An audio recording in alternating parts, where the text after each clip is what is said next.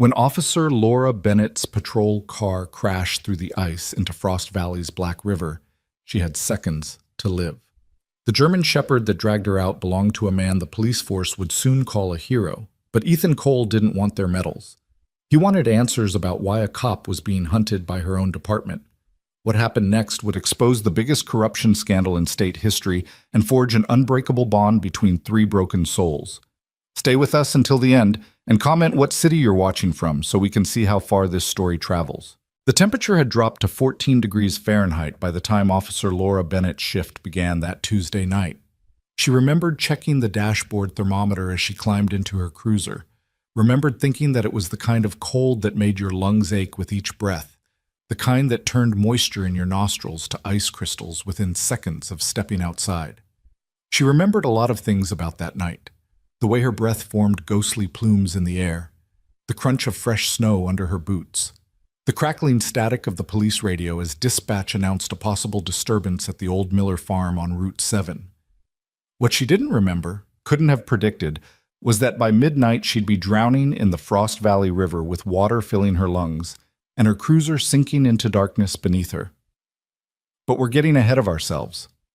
Laura had been with the Frost Valley Police Department for 7 years. At 32, she'd worked her way up from traffic duty to detective, had earned commendations for bravery, had a clean record and a reputation for doing things by the book. She was good at her job, maybe too good. 3 weeks earlier, she'd stumbled onto something that made her question everything she thought she knew about her department. It started with a routine drug bust. Laura and her partner, Officer Marcus Webb, had responded to a tip about a methamphetamine lab operating out of an abandoned warehouse on the east side of town. They'd found the lab all right, along with enough product to supply the entire county for months. But what caught Laura's attention wasn't the drugs. It was the quality of the operation, the sophisticated equipment, the professional setup. This wasn't some amateur cook working out of a garage.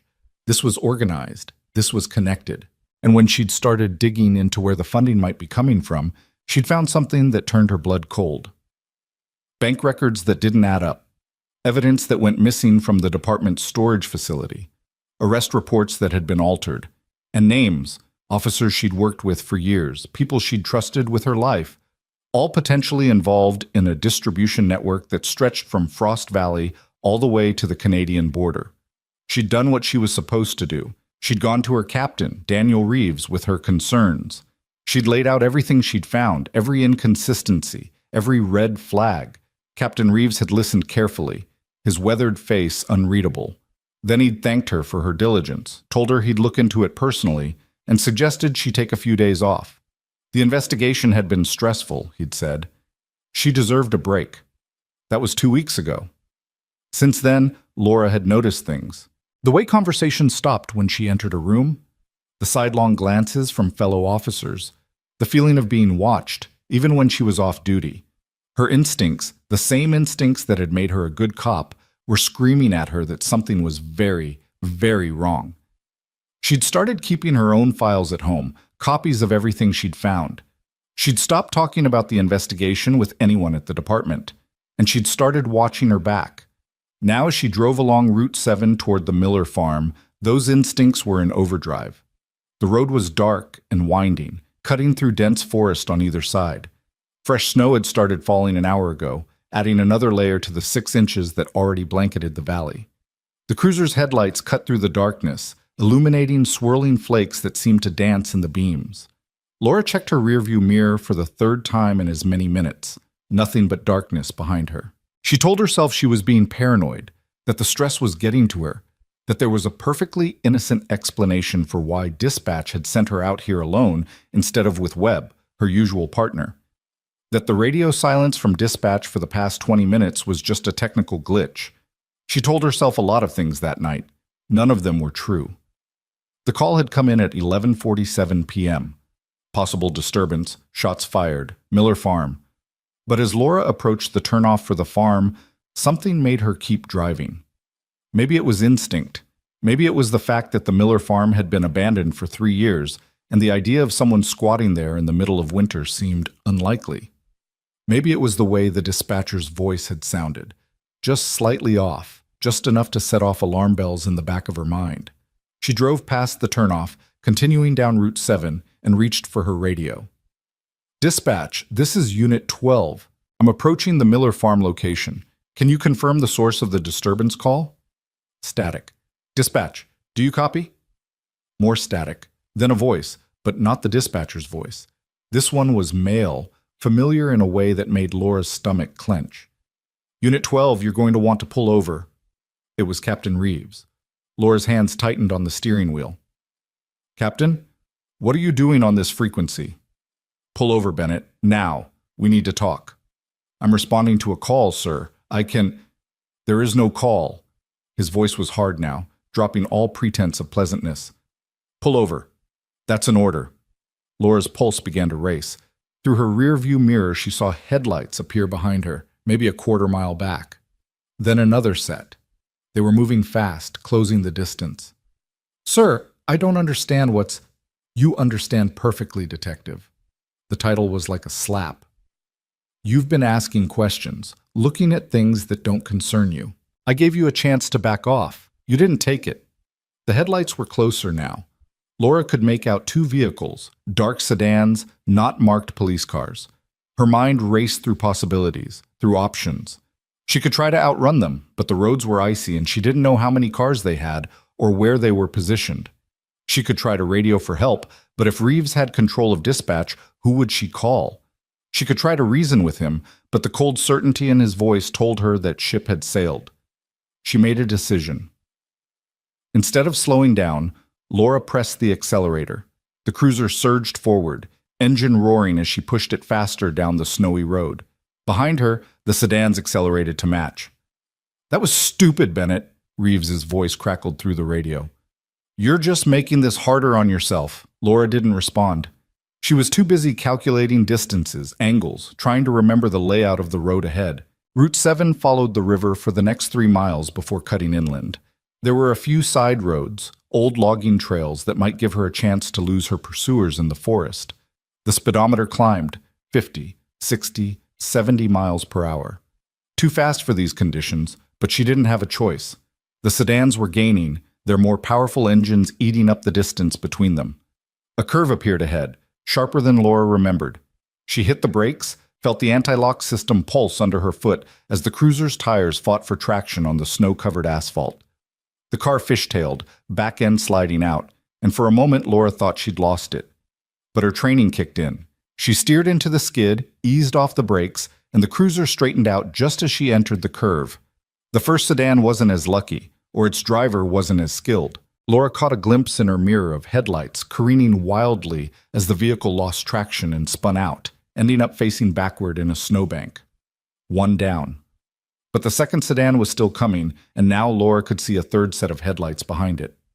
You can't run forever, Reeves said, his voice almost conversational now.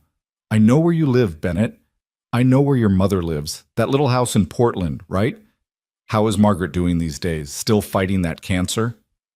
Ice flooded Laura's veins, ice that had nothing to do with the temperature. He was threatening her mother. These people, these cops she'd worked with, eaten lunch with, trusted, were threatening to hurt her mother. Something shifted in Laura in that moment. Fear gave way to cold, focused anger. If they wanted to play dirty, fine. But she wouldn't go down without a fight. A side road appeared on her right. Old pine trail, barely more than a dirt track in summer, probably impassable now with the snow. Laura blew past it. Not yet. She needed something better. The cruiser's engine was starting to strain. The temperature gauge was climbing, not dangerously yet, but getting there. She couldn't keep up this speed much longer. Behind her, the second sedan was close now, maybe 50 yards back.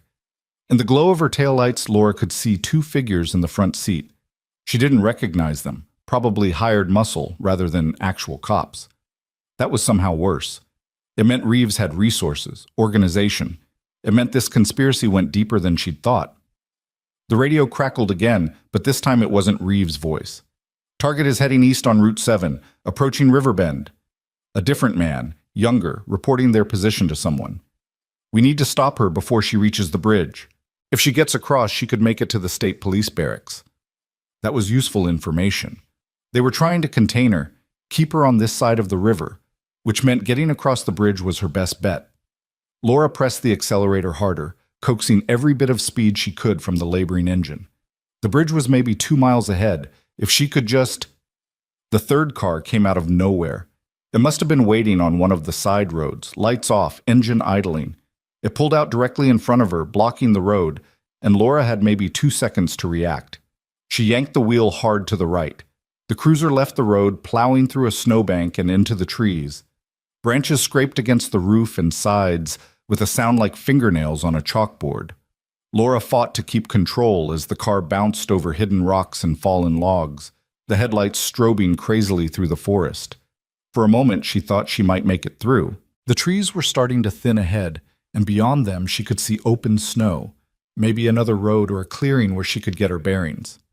Then the ground disappeared beneath her. Later, piecing together what happened, Laura would learn that she'd driven onto what the locals called Dead Man's Bluff, a 30-foot embankment that dropped straight down to the river. In summer, the drop-off was clearly visible, but covered in snow in the dark, it was invisible until you were right on top of it. The cruiser went airborne. Time seemed to slow down. Laura felt the sickening lurch in her stomach as the car left the ground, saw the river rushing up to meet her through the windshield, registered with perfect clarity that she was about to die. The cruiser hit the ice nose first. The impact was catastrophic. The airbag deployed, slamming into Laura's face and chest hard enough to knock the wind out of her. The seatbelt locked tight, cutting into her shoulder and lap. Glass exploded inward as the windshield shattered, and through it all, she heard the horrible sound of ice cracking, giving way beneath the weight of the car. For a moment, just a moment, the cruiser stayed where it was, balanced precariously on the broken ice. Laura, dazed and gasping, tried to orient herself. Blood was running down her face from a cut somewhere on her forehead. Her left wrist throbbed with pain, sprained or broken, she couldn't tell. The airbag was deflating, and through the shattered windshield she could see dark water lapping at the hood of the car. Then the ice gave way completely, and the cruiser began to sink. Water rushed in through the broken windshield with shocking force and even more shocking cold. It was like being hit by a wall of knives, every nerve ending screaming in protest as the river invaded the car. Laura gasped involuntarily and immediately regretted it as freezing water filled her mouth. Training. She had training for this. Water rescue procedures. Stay calm. Don't panic. But training was one thing. Reality, trapped in a sinking car and below freezing water, was something else entirely. Laura's fingers fumbled for the seatbelt release. The water was up to her chest now, and the cold was so intense it was hard to think, hard to make her hands work properly. Everything felt slow, distant, like she was moving through syrup. The seatbelt clicked open. Small victory. But now the water was up to her neck, and the car was still sinking, pulling her down into the black depths of the river.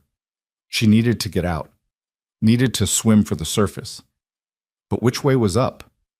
In the darkness and the disorienting rush of water, she couldn't tell. The car tilted suddenly, nose pointing down, and Laura found herself looking up at a broken circle of ice above her, the hole the cruiser had punched through. That was up. That was air. That was life.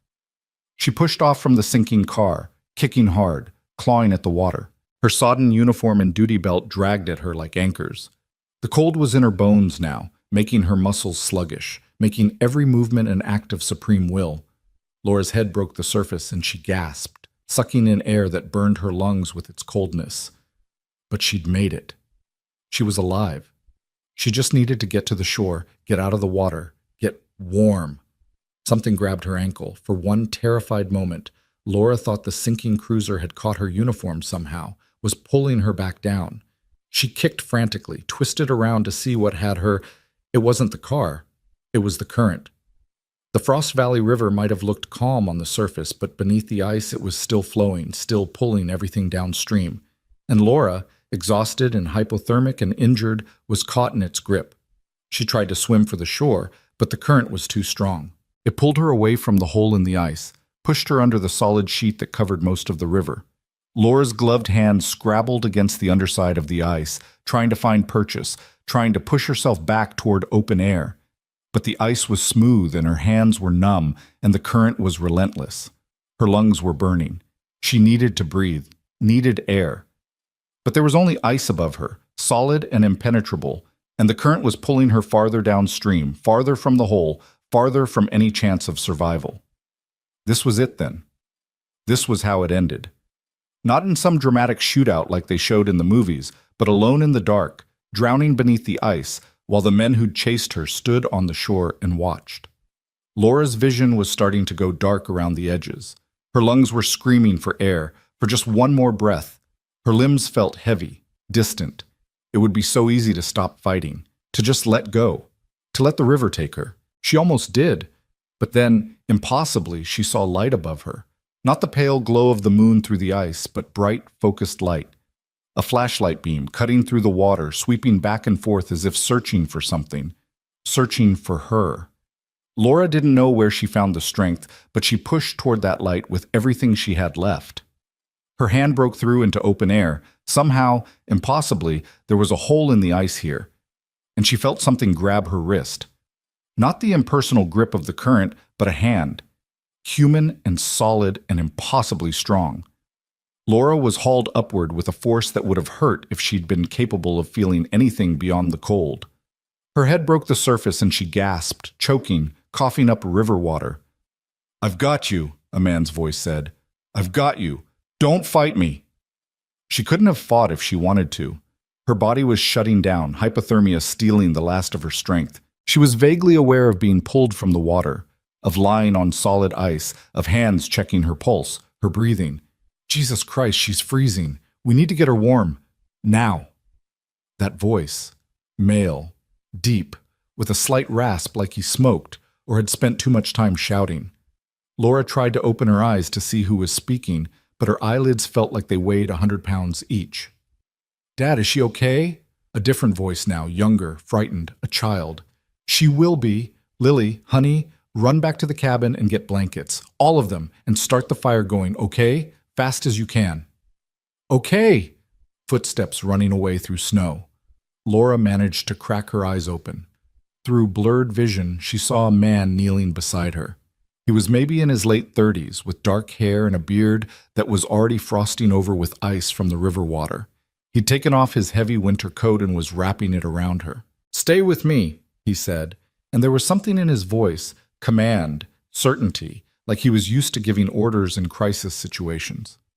"My name is Ethan. You're going to be okay, but I need to get you inside and warm, understand?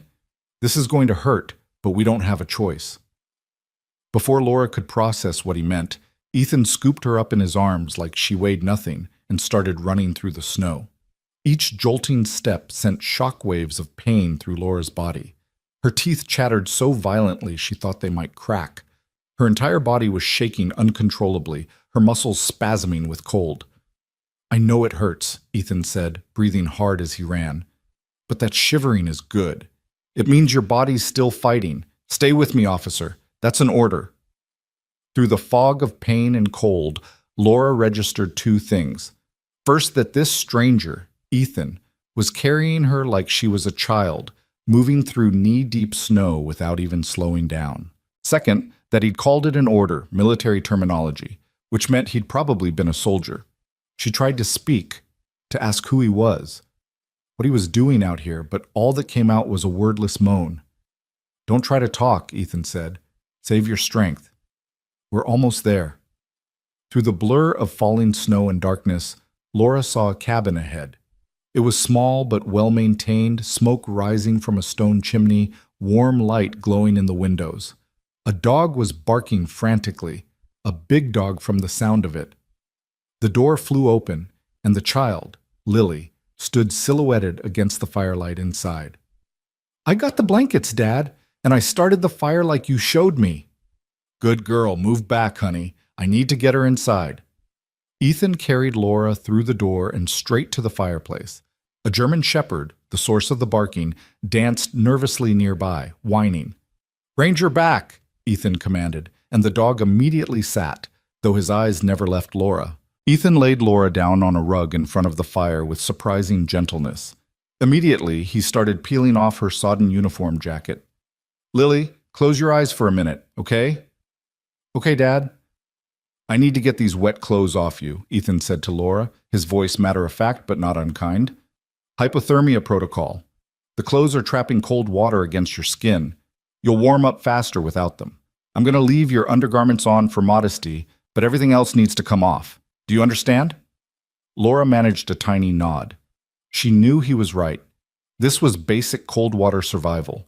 Get out of wet clothes, get warm, prevent hypothermia from progressing to the point of organ failure.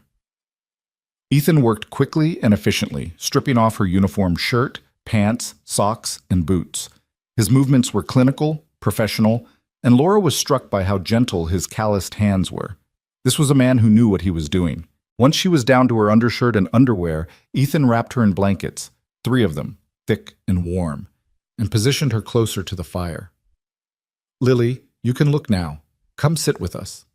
The little girl, she couldn't have been more than 6 or 7, appeared at Laura's side, her brown eyes wide with concern. She was wearing pajamas patterned with stars and moons. "Is the police lady going to be okay?" she asked her father. "She will be," Ethan said, "thanks to you and Ranger." "Ranger found her," Lily explained to Laura. "He was barking at the door, and Dad said it was probably just a deer, but Ranger kept barking and barking, so Dad went to check, and Ranger ran down to the river and started digging at the ice, and Dad saw the hole where your car went through, and that's when—" "Lily, honey, let her rest," Ethan interrupted gently. "I need you to do me another favor. Can you heat up some of that soup from dinner? Not too hot, just warm, and bring a mug of it." "I can do that." Lily scampered off toward what Laura assumed was the kitchen. Ethan turned his attention back to Laura.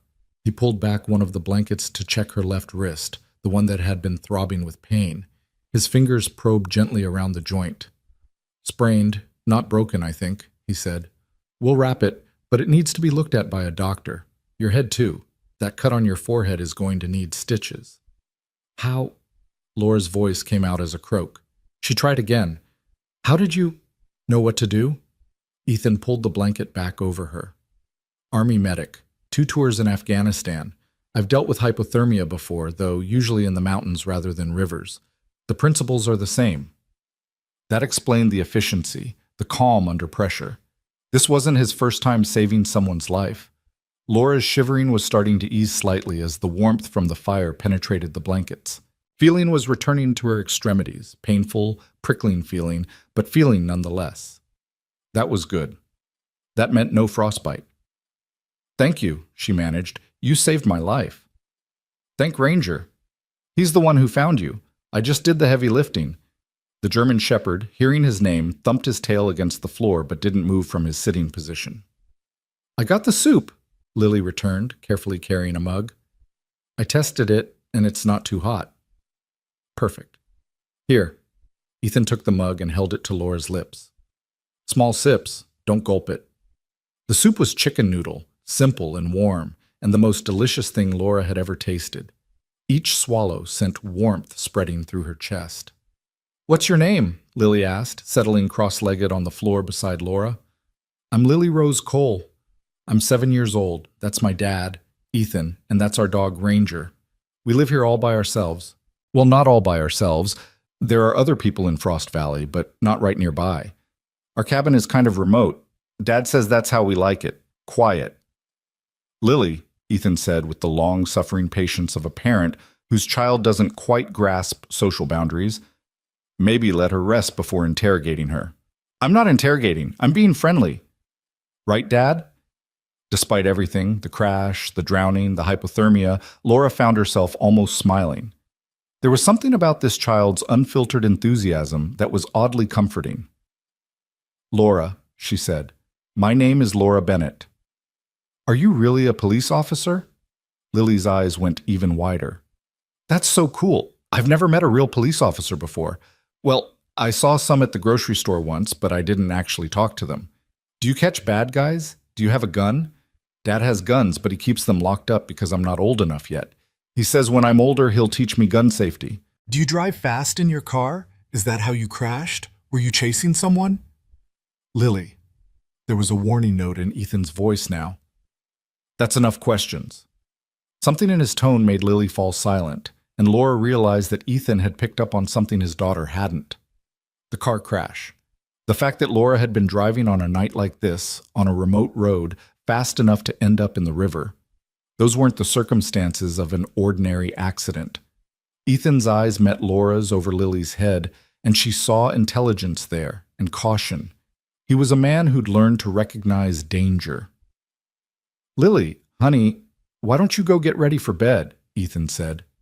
"It's late." "But Dad, we have a guest. We can't—" "Bed. Now.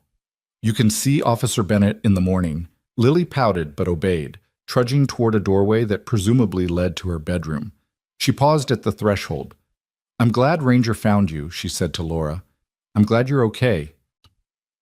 Then she was gone, leaving Laura alone with Ethan and the dog. For a long moment, neither of them spoke. The only sounds were the crackling of the fire and the wind outside the cabin.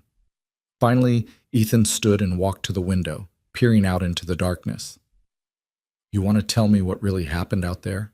he asked quietly. Laura closed her eyes. She was so tired. Her body ached, her head throbbed. All she wanted to do was sleep. But sleep wasn't safe. Not yet. "How much did you see?" she asked. "I saw your car go into the river. I saw you swimming under the ice. And—" he paused. "I saw headlights on the bluff. 3 vehicles, maybe 4. They stopped at the edge, stayed there for maybe a minute. Then they left." Laura's blood went cold again, and this time it had nothing to do with hypothermia. "They were there?" Her voice came out sharper than she intended. "They saw you pull me out?" Ethan turned from the window, his expression unreadable.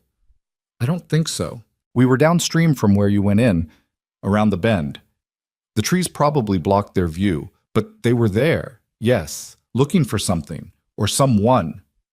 He didn't ask the obvious question, who were they, but it hung in the air between them. Laura struggled to sit up, fighting against the weakness in her limbs and the weight of the blankets. She needed to think, needed to figure out what to do next. If Reeves and his people had seen her go into the water, they probably assumed she'd drowned, but they'd want to confirm that. They'd want to find a body. "I need to leave," she said. "I need to— You need to rest," Ethan interrupted firmly. "You just pulled yourself back from hypothermia. You're in no condition to go anywhere. You don't understand. Those people who were on the bluff, they're looking for you. I got that much." Ethan crossed his arms over his chest, a stance that suggested he wasn't going to be moved easily. "What I don't understand is why a police officer is running from what looked like other police vehicles." Laura stared at him. "How did you know they were police?" "The way they moved, the way they parked. I spent enough time working with MPs to recognize law enforcement patterns." His eyes narrowed. "So I'll ask again, what happened out there, Officer Bennett? And don't tell me it was just a car accident." Laura weighed her options. She could lie, make up some story, try to get out of here as soon as possible, but Ethan had saved her life. He deserved the truth. More than that, if Reeves's people came looking, and they would eventually, he deserved to know what kind of danger he might be in. "I'm a detective with the Frost Valley Police Department," she said slowly. 3 weeks ago, I uncovered evidence of corruption within the department. Drug trafficking, evidence tampering, money laundering. I went to my captain with what I'd found, and tonight that same captain tried to have me killed. Ethan was quiet for a long moment, processing this. When he spoke, his voice was carefully neutral. "That's a serious accusation." "I know. Do you have proof?" "I did. I had files, copies of everything. They were in my car." Laura felt a wave of despair wash over her. "They're at the bottom of the river now." "Backups?" "At home. But they'll have already searched my place. They'll have taken everything." Another long silence. Then Ethan moved to a small desk in the corner of the room, pulled out a laptop, and opened it. "What are you doing?" Laura asked. "Checking something?" His fingers flew over the keyboard. After a minute, he turned the screen toward her. "This you?" It was a news article dated 3 months ago. The headline read, "Frost Valley Detective Honored for Bravery in Domestic Hostage Situation." Below was a photo of Laura in her dress uniform, shaking hands with the mayor, while Captain Reeves stood in the background, smiling. "Yeah," Laura said. "That's me."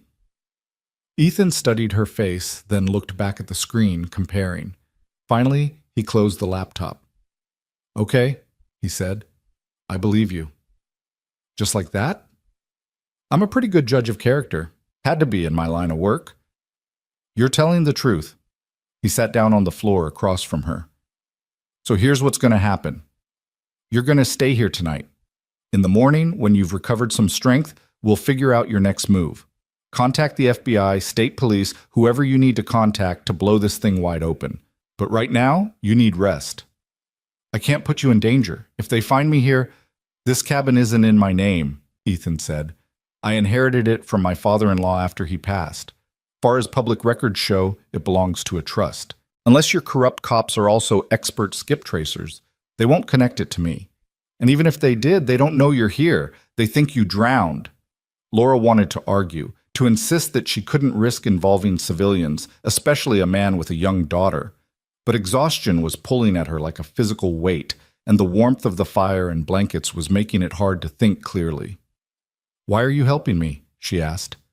Ethan was quiet for a moment. When he spoke, his voice was soft.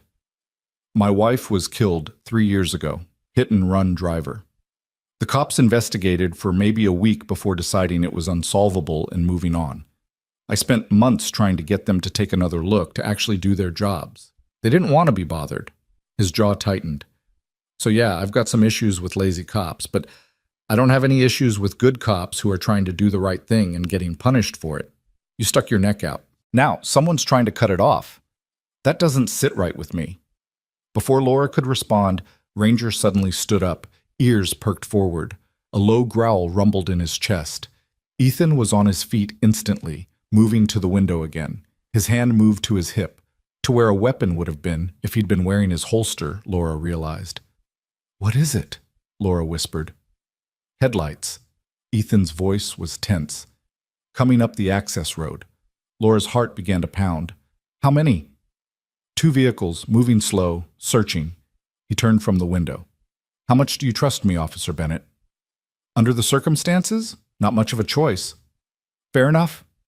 Ethan strode across the room and pulled up a corner of the braided rug Laura was lying on. Beneath it was a trapdoor cut into the floor. "Root cellar. Doubles as a safe room.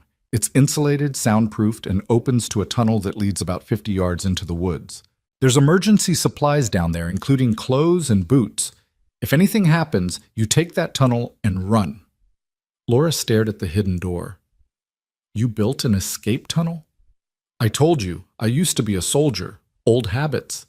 He hauled the trapdoor open, revealing a ladder leading down into darkness. "Can you climb?" Everything in Laura's body was screaming at her to stay by the warm fire, to rest, to sleep, but survival instinct overrode exhaustion. "I can climb." "Good. Lily's room is right above the cellar. If I need to, I'll get her down to you, but hopefully it won't come to that. Hopefully they're just canvassing the area and will move on."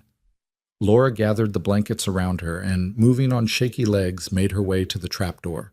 The ladder was sturdy, and she descended carefully, favoring her sprained wrist. When she reached the bottom, she found herself in a surprisingly spacious underground room. Battery-powered lanterns hung from hooks on the walls, and she could see shelves stocked with canned goods, water, first aid supplies, and other emergency gear. Ethan appeared at the top of the ladder holding Laura's duty belt, which he'd removed with her wet clothes. "You might want this," he said, lowering it down to her. "Your radio and your weapon are probably shot after the river, but better to have them than not."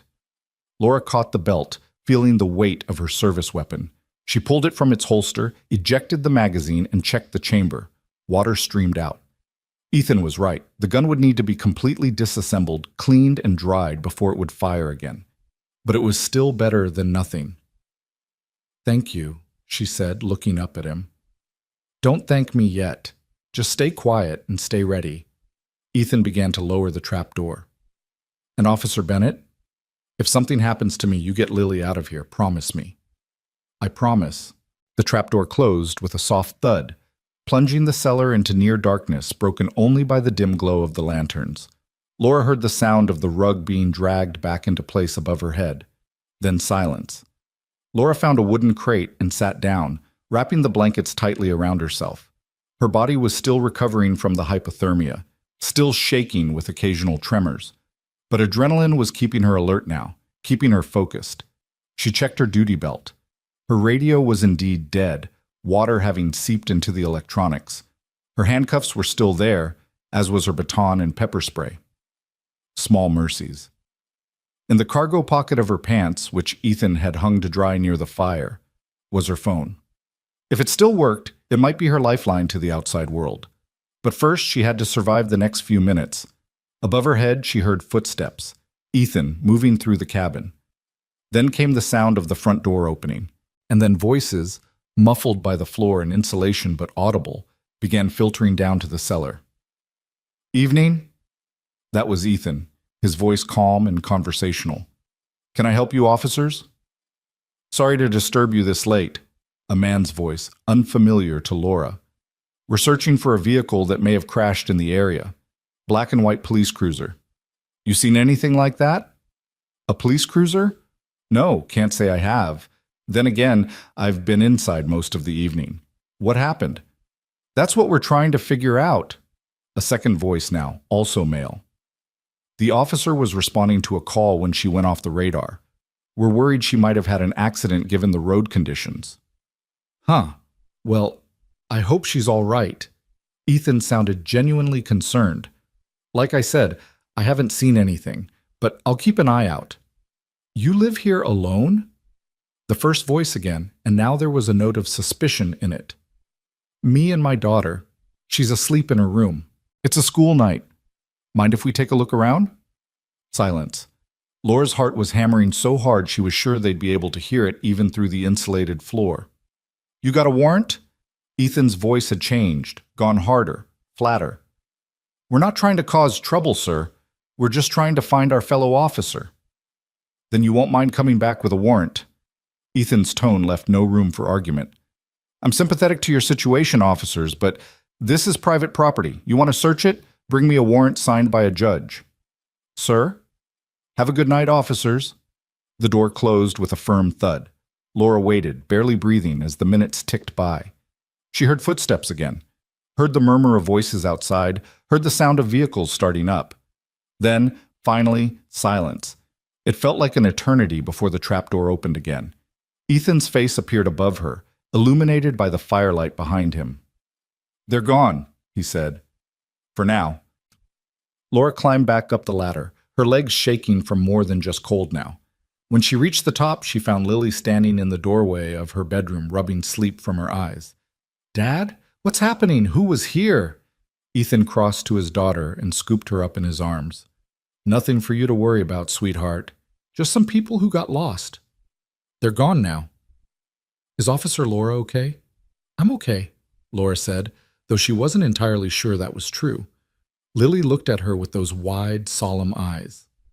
"Are those men bad guys? The ones Dad was talking to?" Out of the mouths of babes, Laura thought. Kids always knew when something was wrong, even when adults tried to hide it. "I don't know, honey," Laura said honestly. "Maybe. But your dad sent them away, so we're safe now." "For tonight," Ethan corrected quietly. "But they'll be back, warrant or no warrant, and next time they might bring more people." He was right. Laura knew he was right. Reeves wasn't going to give up that easily. If he'd gone this far to silence her, he'd go further still. She needed a plan, needed to figure out her next move, needed to get evidence to someone who could do something about it, someone outside Reeves' sphere of influence. But first, she needed to survive the night. "Get some rest," Ethan said, seeming to read her thoughts. "Both of you, we'll figure out the next step in the morning." Lily yawned hugely. "Can Officer Laura sleep in my room? I don't want her to be lonely." Despite everything, the fear, the exhaustion, the knowledge that corrupt cops were hunting her, Laura felt her heart warm at the child's simple kindness. "I'll be fine out here," she said. "But thank you, Lily." "You can have the couch," Ethan said. "It's comfortable enough. I'll keep watch." "You need to sleep too." "I'll sleep when you're safe." There was finality in his voice that brooked no argument. So Laura curled up on the couch, wrapped in warm blankets, with a German shepherd lying on the floor beside her like a furry guard. Through the window, she could see snow still falling, covering the world in white. Somewhere out there, Captain Reeves and his people were searching for her. Somewhere out there, a conspiracy was unfolding that went deeper than she'd imagined. Somewhere out there, justice was waiting to be served. But here, in this small cabin in the woods, with a stranger who'd risked everything to save her and his daughter, who'd welcomed her with open arms, Laura felt something she hadn't felt in weeks. Hope. Her last thought before exhaustion finally claimed her was that tomorrow everything would change. She had no idea how right she was. Laura woke to the smell of coffee and bacon, and for one disoriented moment she couldn't remember where she was. Then the events of the previous night came rushing back. The chase, the crash, the freezing water, the impossibly strong hands pulling her to safety. She sat up slowly, every muscle in her body protesting. Her left wrist was wrapped in an elastic bandage that hadn't been there when she fell asleep. Someone, Ethan presumably, had tended to it while she slept. The thought should have been unsettling, but somehow it wasn't.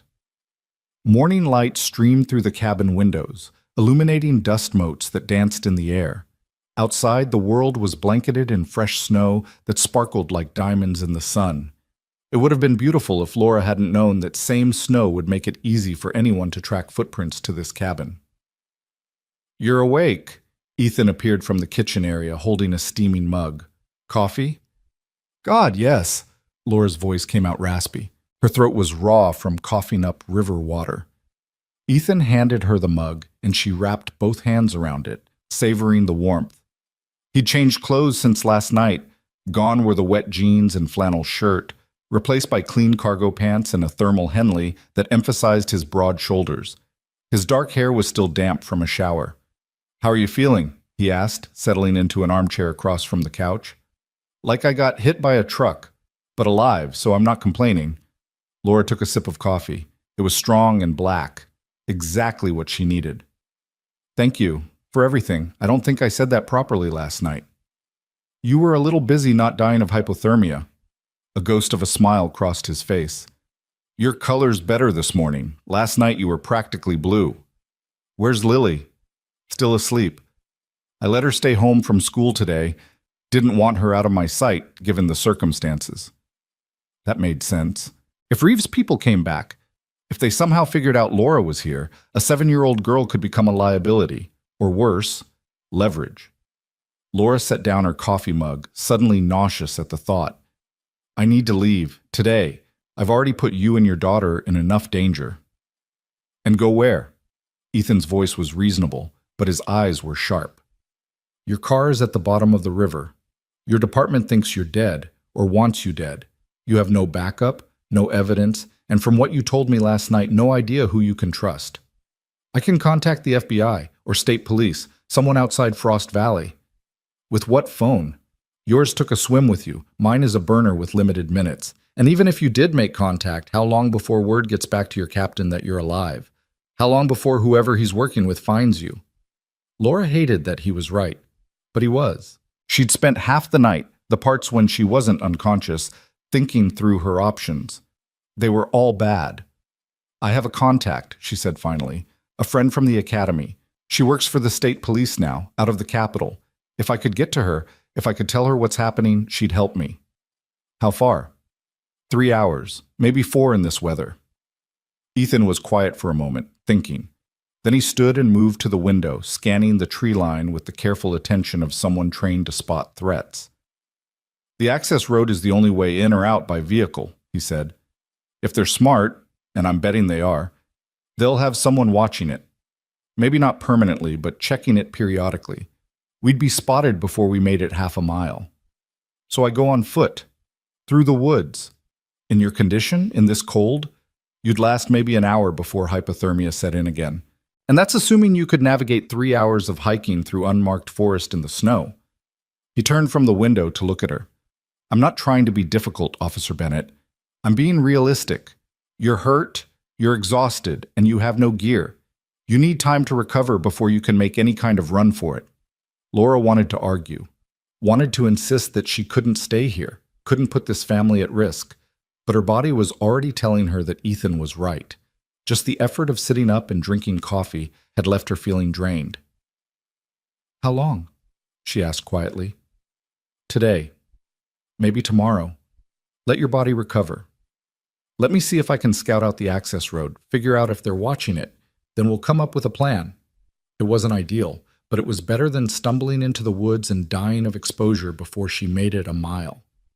Okay, Laura said, but if they come back, we use the tunnel. You, me, and Lily. We disappear into the woods and make our way to the highway. I've got a cache hidden out there with supplies, money, and a vehicle stashed at a storage facility about 2 miles away. Not registered in my name. Laura stared at him. You really thought this through? I told you, old habits. When you've been in situations where one mistake means you don't come home, you learn to plan for every contingency. Ethan moved back to his chair and sat down, leaning forward with his elbows on his knees.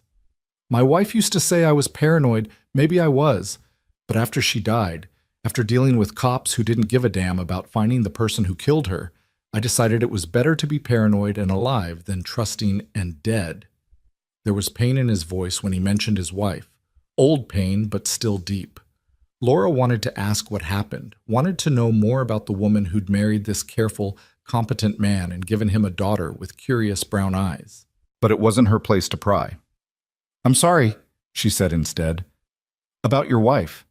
Ethan nodded once, accepting the condolence without elaborating. Then he stood again. You should eat something. Bacon, eggs, toast. Nothing fancy, but it's hot. You need to keep your strength up. Laura's stomach rumbled at the mention of food. She couldn't remember the last time she'd eaten, probably lunch yesterday before her shift started, before her world turned upside down. She followed Ethan into the kitchen area, moving slowly. Her left leg had a massive bruise on the thigh, probably from the impact when the cruiser hit the ice, and each step sent a dull ache through her hip. Her ribs hurt too, legacy of the seatbelt and airbag. She'd be feeling this crash for weeks. The cabin's interior was small but well organized. The main room served as living room and dining area, with the kitchen along one wall. 2 doors led off to what were presumably bedrooms, and a third door stood partially open, revealing a small bathroom. Everything was clean and neat, though not sterile. There were signs of life everywhere. Lily's drawing stuck to the refrigerator with magnets, a stack of library books on the coffee table, a child's pink snow boots by the door next to Ethan's larger black ones.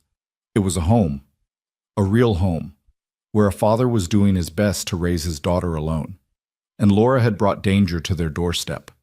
Ethan loaded a plate with scrambled eggs and bacon and set it in front of her at the small dining table. He'd already set out toast and butter, a jar of homemade jam that looked like it had come from someone's basement canning operation. Eat, he said. Then we need to talk about what happens next. Laura ate, and the food was simple but delicious. Or maybe she was just starving. Either way, she cleaned her plate and was reaching for toast when she heard a small voice from one of the bedrooms. Dad, is it time to get up? Yeah, kiddo, come on out. Lily emerged from her room wearing the same star and moon pajamas from last night, her dark hair sticking up in several directions. She looked sleep-rumpled and adorable. When she saw Laura, her face lit up. You're still here. I thought maybe you left in the night like a ninja. Despite everything, Laura found herself smiling. Nope, still here, though I'm probably not coordinated enough to be a ninja right now. Dad says you almost died. Is that true? Lily, Ethan said with a warning note. It's okay, Laura said. Yeah, honey, it's true. I almost died. But your dad and Ranger saved me. Lily climbed into a chair next to Laura, looking at her with that intense, unfiltered curiosity that only children possess. Why did you crash your car? Were you chasing bad guys? Something like that. Are the bad guys still out there? Laura glanced at Ethan, who was watching his daughter with an expression that was equal parts love and concern. He gave a small nod, as if to say, Your call. Tell her as much or as little as you want. Yeah, Laura said honestly. The bad guys are still out there. That's why I need to be careful. Are you going to catch them? I'm going to try. Lily considered this, then nodded decisively. Good. Bad guys should go to jail. That's what Dad says. He says people who hurt other people need to have consequences. She pronounced the last word carefully, like she'd been practicing it. Your dad is a smart man. He's the smartest man in the whole world, Lily declared loyally. He knows everything. Well, almost everything. He doesn't know how to braid hair very well. His braids always come out crooked, but he's trying to learn. Ethan's ears had turned slightly red. Thanks for that, Lily. Why don't you go get dressed? You can help me with breakfast dishes. Okay. Lily hopped down from her chair and scampered back to her room, apparently completely unbothered by the fact that there was a strange police officer in her house who was being hunted by bad guys. Once she was gone, Ethan shook his head. Sorry about that. She doesn't really have a filter. She's wonderful, Laura said, and meant it. How long has it been since your wife passed? 3 years this February. Ethan started clearing the breakfast dishes. Car accident, hit and run. Driver was never caught. I'm so sorry. Me too. He ran water in the sink, his back to Laura. Lily was 4, old enough to know her mom was gone, not old enough to really understand death. She still talks about Sarah sometimes, tells me stories about what they'll do when Mommy comes home. Laura's throat tightened. That must be hard. It is, but I don't have the luxury of falling apart. Lily needs me. So I get up every day and I take care of my daughter, and I do the best I can. He turned from the sink and his eyes were fierce. Which is why I need you to understand something, Officer Bennett. I will help you. I will do what I can to keep you safe and help you bring down these corrupt cops. But if it comes down to a choice between your mission and my daughter's safety, Lily wins. Every single time. No debate. Are we clear? Crystal clear, Laura said. And I wouldn't expect anything else. Your daughter comes first. Always. Ethan studied her face for a moment, then nodded. Good. Then we understand each other. Lily emerged from her room wearing jeans and a sweatshirt with a unicorn on it. I'm ready to help with dishes. Then come on, kiddo, you wash, I'll dry. Laura watched them work together, the easy rhythm of a father and daughter who'd learned to be a team. Lily chattered nonstop about her school friends, about a book she was reading, about how Ranger had stolen a piece of bacon off her plate last week when she wasn't looking. Ethan listened and responded, asking questions, laughing at the right moments, fully present with his daughter, even though Laura knew his mind had to be racing with the same concerns that were plaguing her. This was what good parenting looked like. This was a man who'd suffered tremendous loss and somehow found the strength to keep going for his child's sake. Laura felt a fierce determination settle in her chest. She would not let Reeves and his thugs hurt this family. She would not let the corruption that had nearly killed her spread to infect these good people. She would fight, and she would win. After dishes were done, Ethan set Lily up with coloring books at the dining table and gestured for Laura to follow him outside. She grabbed one of his heavy winter coats from a hook by the door. Her own jacket was still damp and reeked of river water. The cold hit her like a slap when she stepped outside, making her gasp. It couldn't have been more than 20 degrees, and the wind cut through the borrowed coat like it wasn't even there. We won't stay out long, Ethan said, but I want you to see the layout. Know your exits if things go south. He led her around the perimeter of the cabin, pointing out landmarks. The access road that wound down the mountain toward the main highway. The tree line where the forest pressed in close. The frozen stream that ran behind the property. The tunnel from the cellar comes out there, he said, pointing to a spot about 50 yards into the woods. It's camouflaged with a fake stump. Even if someone was looking for it, they'd have a hard time finding it. You really did think of everything. I had time. And motivation. He glanced back at the cabin, where they could see Lily's small figure through the window, bent over her coloring books. After Sarah died, after the cops gave up on finding who killed her, I started thinking about worst-case scenarios. What if whoever hit her came back? What if it wasn't an accident but something deliberate? What if I needed to protect Lily from something I couldn't see coming? You think your wife's death wasn't an accident? Ethan was quiet for a long moment. I don't know. The cops said it was a drunk driver, probably someone passing through who panicked and ran. But Sarah was careful. She always looked both ways, even in parking lots. And the damage to her car, it looked like she'd been hit from behind, pushed into traffic. But when I tried to get the police to investigate that angle, they shut me down. Said I was grasping at straws, looking for conspiracy theories because I couldn't accept that accidents happen. Maybe they were right, Laura said gently. Not about shutting you down. That was wrong. But sometimes accidents are just accidents. Maybe. But he didn't sound convinced. Anyway, that's when I started preparing, built the tunnel, Set up the cache in the woods, made sure I had escape routes and backup plans. Sarah used to joke that I never really left the army. She was right. They continued walking the perimeter with Ethan pointing out more details. Where the property line was. Which trees would provide the best cover if they needed to move through the forest. Where the nearest neighbor lived, almost 2 miles away, an elderly man who kept to himself and probably wouldn't notice or care about activity at Ethan's place. I'm going to scout the access road this afternoon, Ethan said as they headed back toward the cabin. See if they're watching it. If the coast is clear, maybe we can risk a drive down to the highway tomorrow. But if they're watching, and my gut says they are, we'll need to use the tunnel and go on foot. I can be ready tomorrow, Laura said. I just need to rest today, let my body recover. There's something else we need to discuss. Ethan stopped walking and turned to face her. Your captain. You said he's part of the drug operation. Do you know how deep this goes? How many people in your department are involved? Laura thought about the evidence she'd gathered, the names she'd seen in the files. At least a dozen officers, maybe more. It's hard to say. I didn't get far enough in my investigation to map the whole network, but Reeves is definitely at the center of it.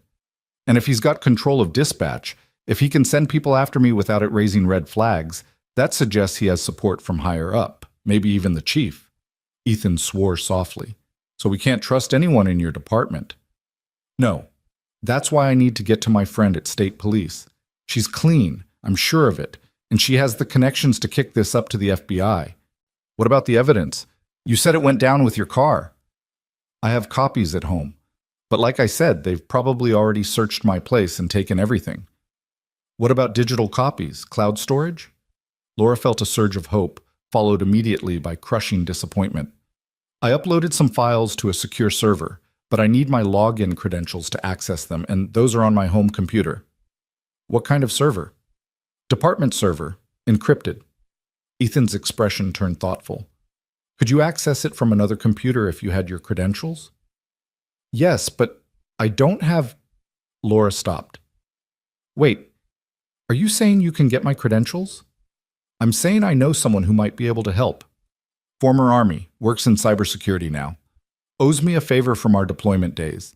If we can get him your information, badge number, personal details, anything that might be used in password recovery, he might be able to crack into your account. It was a long shot, but it was better than nothing. It's worth a try, Laura said. They went back inside where Lily had apparently finished with coloring and moved on to building an elaborate structure out of wooden blocks. Ranger was lying nearby, watching the construction with the patient attention of a dog, who knew that eventually, inevitably, the blocks would fall and he would be asked to help clean them up. I'm building a castle, Lily announced. Want to help, Officer Laura? Sure, honey. Laura settled onto the floor next to the little girl, and for the next hour she helped build block castles and listened to Lily's running commentary about which princess lived in which tower and how the dragon was actually friendly and just wanted to be invited to tea parties. It was surreal. Less than 24 hours ago, Laura had been fighting for her life in a frozen river.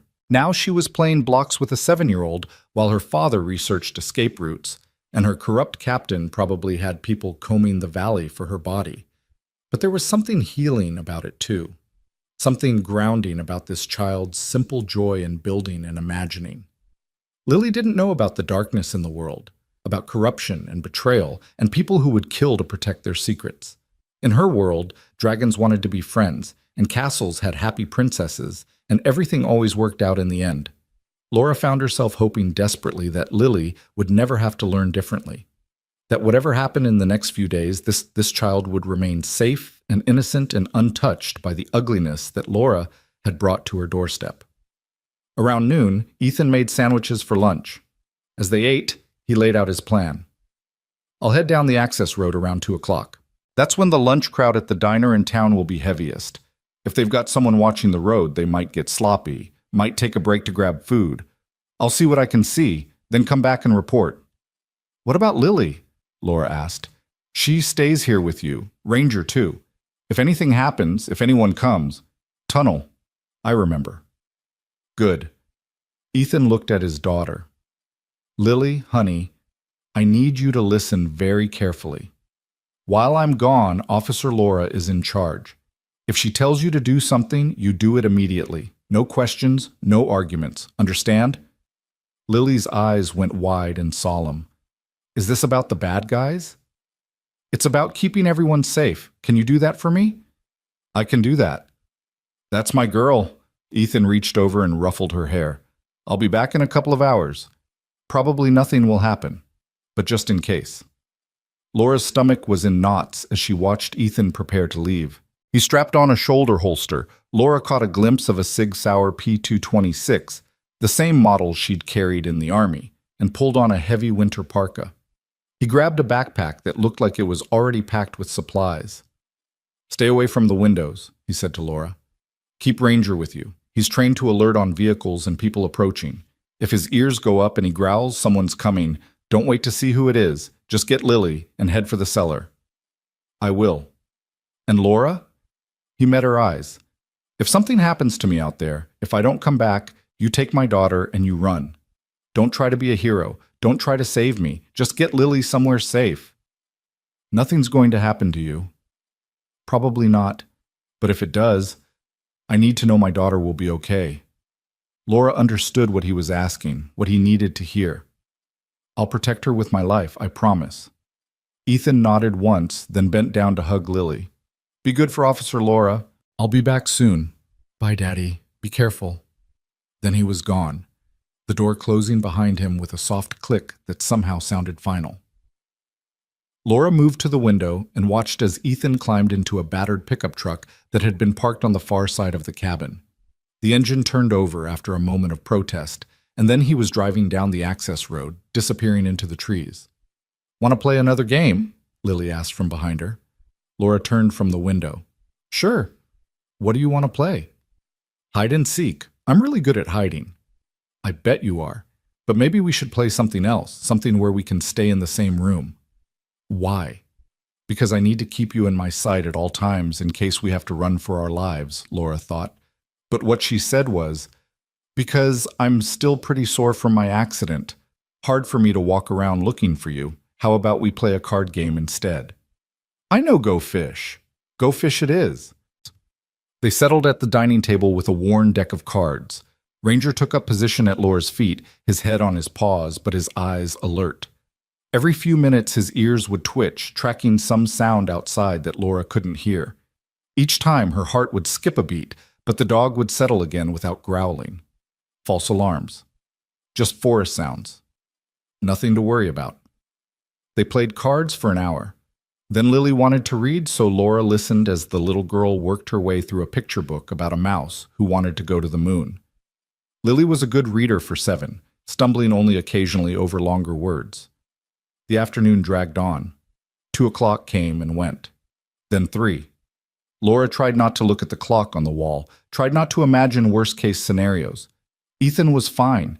He was just being thorough, checking the road carefully before heading back. But by 3:30, Laura's nerves were starting to fray. When is Daddy coming home? Lily asked, apparently picking up on Laura's tension. Soon, honey. He said a couple of hours, remember? It's been a couple of hours. Smart kid. Well, sometimes things take longer than we expect. I'm sure he's fine. But was he? What if Reeves' people had caught him? What if they'd been watching the road and recognized him as the man who lived in the cabin? What if right now they were interrogating him, trying to find out where Laura was? Laura forced herself to take a deep breath. She was catastrophizing. Ethan was a trained soldier, careful and competent. He knew how to scout enemy territory. He'd be fine. At 4 o'clock, Ranger suddenly lifted his head. His ears swiveled forward, focusing on something outside. A low growl rumbled in his chest. Laura was on her feet instantly. Lily, go to your room and grab your warmest coat. Put on your boots. Do it now. To her credit, Lily didn't argue or ask questions. She just ran to her room, moving with the speed that only children can muster when they sense danger. Laura moved to the window and risked a quick glance outside. At first she saw nothing, just trees and snow and the empty access road. Then she caught a flash of movement, dark shapes moving through the forest, converging on the cabin from multiple directions. Not vehicles this time. Men on foot. And they were trying to surround the cabin. Laura's mind raced. How many? She'd seen at least 4, maybe more. Were they police? Probably some of them. maybe all of them. It didn't matter. What mattered was that they were here, and Ethan wasn't, and she had about 90 seconds before they reached the cabin. "Lily!" she called, keeping her voice calm despite the fear coursing through her veins. "Are you ready?" "Yes!" Lily emerged from her room bundled in a pink parka, her feet crammed into her snow boots. "Good girl. Come here. Quick and quiet." Laura pulled up the rug and hauled open the trap door. "Down the ladder. Ranger, come." The dog didn't hesitate. He scrambled down the ladder with surprising grace for an animal his size. Lily followed, and Laura brought up the rear, pulling the trapdoor closed above them, just as she heard Boots stomping up onto the cabin's front porch. In the cellar, illuminated by the battery-powered lanterns, Lily's eyes were huge and frightened. "Is it the bad guys?" "Yes," Laura said. "There was no point in lying. But we're going to be okay. Remember what your dad told you about the tunnel?" Lily nodded. "Good. We're going to use it right now. Stay close to me and stay quiet. Can you do that?" "I can do that." Laura found the tunnel entrance, a section of the wall that swung outward on hidden hinges. Beyond it was a narrow passage, maybe 4 feet high and 3 feet wide, with rough-hewn walls that looked like they'd been carved out by hand. Battery-powered LED strips ran along the ceiling, providing just enough light to see by. Above them, Laura heard the crash of the cabin door being kicked in, heavy footsteps, voices shouting. "Go," she whispered to Lily. "Crawl as fast as you can. Don't stop until you reach the end." Lily dropped to her hands and knees and started crawling. Ranger went with her, his body pressed protectively against her side. Laura followed, pulling the hidden door closed behind them. The tunnel was cold and claustrophobic, but it was escape. Laura could hear the sounds of the cabin being searched above them, furniture being overturned, doors being slammed open. Someone shouted, "She's not here!" Another voice, this one horribly familiar even through the earth between them. "Then find her! Check the woods! She can't have gotten far!" Captain Reeves. He was here personally, which meant this wasn't just about silencing a loose end anymore. This was about sending a message, about making sure that anyone who even thought about crossing Reeves would know what happened to those who did. They reached the end of the tunnel. Laura pushed open the fake stump.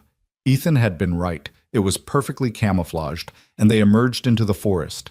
The cold air hit like a physical blow after the relative warmth of the tunnel. "Stay low," Laura whispered to Lily. "Follow me." They moved through the trees, heading away from the cabin. Laura could hear shouting behind them, hear men crashing through the underbrush. They were searching, spreading out in a grid pattern like they'd been trained to do, because they had been trained. These were cops, her fellow officers, hunting her like an animal. Laura's sprained wrist was throbbing, and her bruised ribs screamed with every breath, but she pushed through the pain. They needed distance, needed to reach whatever cache Ethan had hidden in the woods. But where was it? He'd said it was out here, but he hadn't had time to tell her exactly where. How was she supposed to find it when she didn't even know where she was going? Lily tugged on her sleeve. "Officer Laura?" "Not now, honey. We need to keep moving." "But I know where Daddy's hiding spot is." Laura stopped. "What?" "His hiding spot, where he keeps the emergency stuff. He showed me once, in case something bad ever happened. I can take you there." Of course. Of course Ethan would have made sure his daughter knew where the cache was. It was exactly the kind of thorough planning that seemed to define him. "Okay," Laura said. "Lead the way, but quietly." Lily nodded and started moving through the forest with the confidence of a child who'd played in these woods her whole life. She led them on a winding path through the trees, occasionally stopping to get her bearings by looking at landmarks that meant nothing to Laura, but apparently meant everything to her. Behind them, the sounds of pursuit were getting closer. After what felt like an eternity but was probably only 10 minutes, Lily stopped at a massive fallen tree. "Here," she whispered. Laura looked around. She didn't see anything that looked like a cache. "Where?" "Under the tree. There's a hole. You have to move the branches." Laura pushed aside some dead branches and found a hollow space beneath the fallen trunk. Inside was a large waterproof bag. She pulled it out and opened it, and relief flooded through her. Clothes, first aid supplies, energy bars, water bottles, a flashlight, a compass, and thank God, a phone. Not a smartphone, just a basic flip phone, but it was something. And at the bottom of the bag, wrapped in waterproof plastic, was money. A lot of money. Maybe $5,000 in 20s and 50s. Ethan really had thought of everything. Laura was pulling on an extra jacket from the bag when Ranger suddenly went rigid. His hackles raised and a low, warning growl emerged from his throat. Someone was coming. Laura grabbed Lily and pulled her close, her hand automatically going to her duty belt where her useless, water-damaged gun still sat. But there was no time to try to fix it, no time to do anything but prepare to fight with her bare hands if necessary. A figure emerged from the trees, Laura's breath caught in her throat, ready to scream, ready to tell Lily to run. Then she saw who it was. Ethan. He was moving fast, his face grim. When he saw them, relief flashed across his features for just a moment before the hard mask settled back into place. "I heard them hit the cabin on my radio scanner," he said quietly, kneeling beside them. "I came back through the woods, didn't risk the road. Are you okay?" "We're fine," Laura said. "Lily knew where your cache was. She brought me here." Ethan pulled his daughter into a quick, fierce hug. "Smart girl. I'm so proud of you." "Daddy, I was brave just like you said. I didn't cry or nothing." "Anything," he corrected automatically. "And yes, you were incredibly brave." He looked at Laura over Lily's head. "They've got at least 8 men searching the woods. They're moving in an outward spiral from the cabin. We need to move now, get ahead of them." "Where?" "The storage facility where I keep the vehicle. It's about 2 miles northeast from here. If we can reach it before they expand their search grid, we might have a chance." "And if we can't?" Ethan's expression was grim. "Then we keep running until we either get away or we don't." It wasn't much of a plan, but it was all they had. They moved through the forest, Ethan leading the way with the practiced stealth of someone who'd moved through hostile territory before. Lily stayed between them, her small hand gripping her father's coat. Ranger ranged ahead, his ears constantly swiveling, alert for any sign of danger. The cold was brutal. Laura's borrowed coat helped, but her jeans were soaked from the snow, and her feet were going numb in her still damp boots. Beside her, Lily was shivering despite her warm parka. They needed shelter, needed warmth, but first they needed to survive the next hour. They'd been walking for maybe 20 minutes when Laura heard it. Voices, close, too close. Ethan heard it too. He held up a hand, signaling them to stop. They crouched behind a fallen log, barely breathing. 2 men walked past, maybe 30 yards away. Laura recognized one of them, Officer Jake Morrison, a beat cop who'd always seemed like a good guy. Someone she'd shared coffee with in the break room, joked with about the new traffic software. Now he was hunting her with a gun in his hand. "See anything?" Morrison asked his partner. "Nothing. Maybe they went a different direction. Reeves says they can't have gotten far. The woman's hurt and she's got a kid with her. They'll leave tracks." They kept walking, and after a minute their voices faded into the distance. Ethan touched Laura's arm and gestured for them to keep moving, but more carefully now. They stayed low, using the terrain for cover, moving from tree to tree. The storage facility appeared ahead of them like a mirage. It was small, just a few rows of garages along a poorly maintained road. There were no other vehicles in the parking area, no signs of recent activity. Ethan led them to the 3rd unit from the end. He produced a key from his pocket and unlocked the rolling door, then ushered them inside quickly before pulling it closed behind them. Inside was an old Jeep Cherokee, probably from the late 90s. It wasn't much to look at, but when Ethan turned the key in the ignition, it started immediately. "Everyone in," he said. They climbed into the vehicle, Lily in the back seat, Laura in the front passenger seat, Ranger sprawled across Lily's lap. Ethan hit the button for the automatic door opener and nothing happened. He swore under his breath and got out, manually hauling the rolling door up. Laura's heart was pounding. They were so close to getting away, just a few more seconds. Ethan jumped back into the driver's seat and threw the Jeep into reverse. They backed out of the storage unit and he swung them around, pointing toward the access road that led back to the highway. That's when Laura saw the black sedan blocking the exit, and Captain Reeves standing beside it, pointing a gun directly at them. Time seemed to freeze. Laura stared at Captain Reeves through the windshield, watching his finger tighten on the trigger, knowing they had maybe a second before he started shooting. "Get down!" Ethan shouted. He slammed the Jeep into drive and floored the accelerator, yanking the wheel hard to the right. The vehicle lurched forward just as Reeves fired. The bullet punched through the windshield exactly where Laura's head had been, a split second before, spiderwebbing the glass. "Hold on!" Ethan's voice was steel and ice as he aimed the Jeep not at the gap beside the sedan, but directly at the vehicle itself. They hit with a sickening crunch of metal.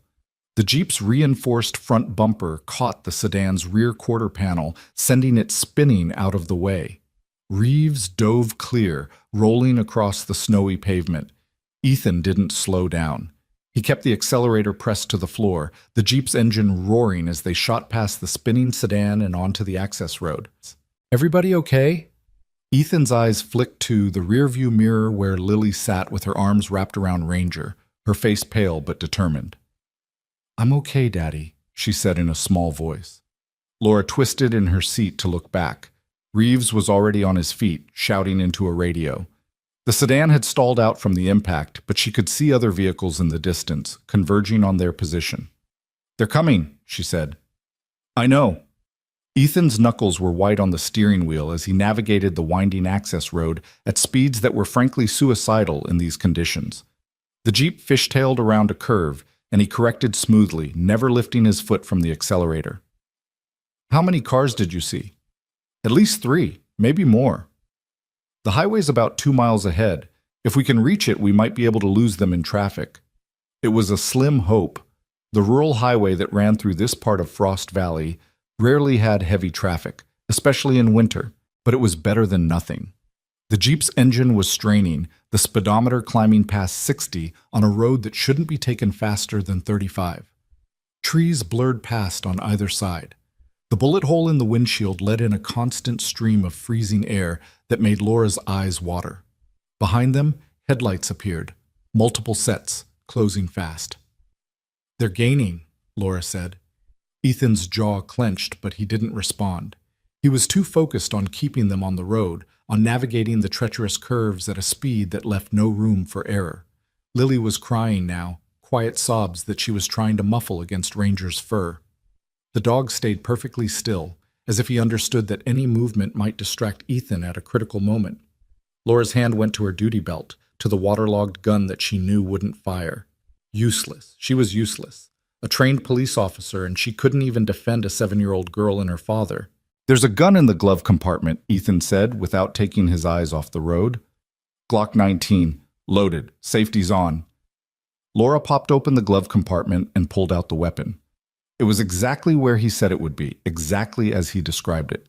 She checked the magazine, chambered around, clicked off the safety. The familiar weight of a working firearm in her hand was oddly comforting.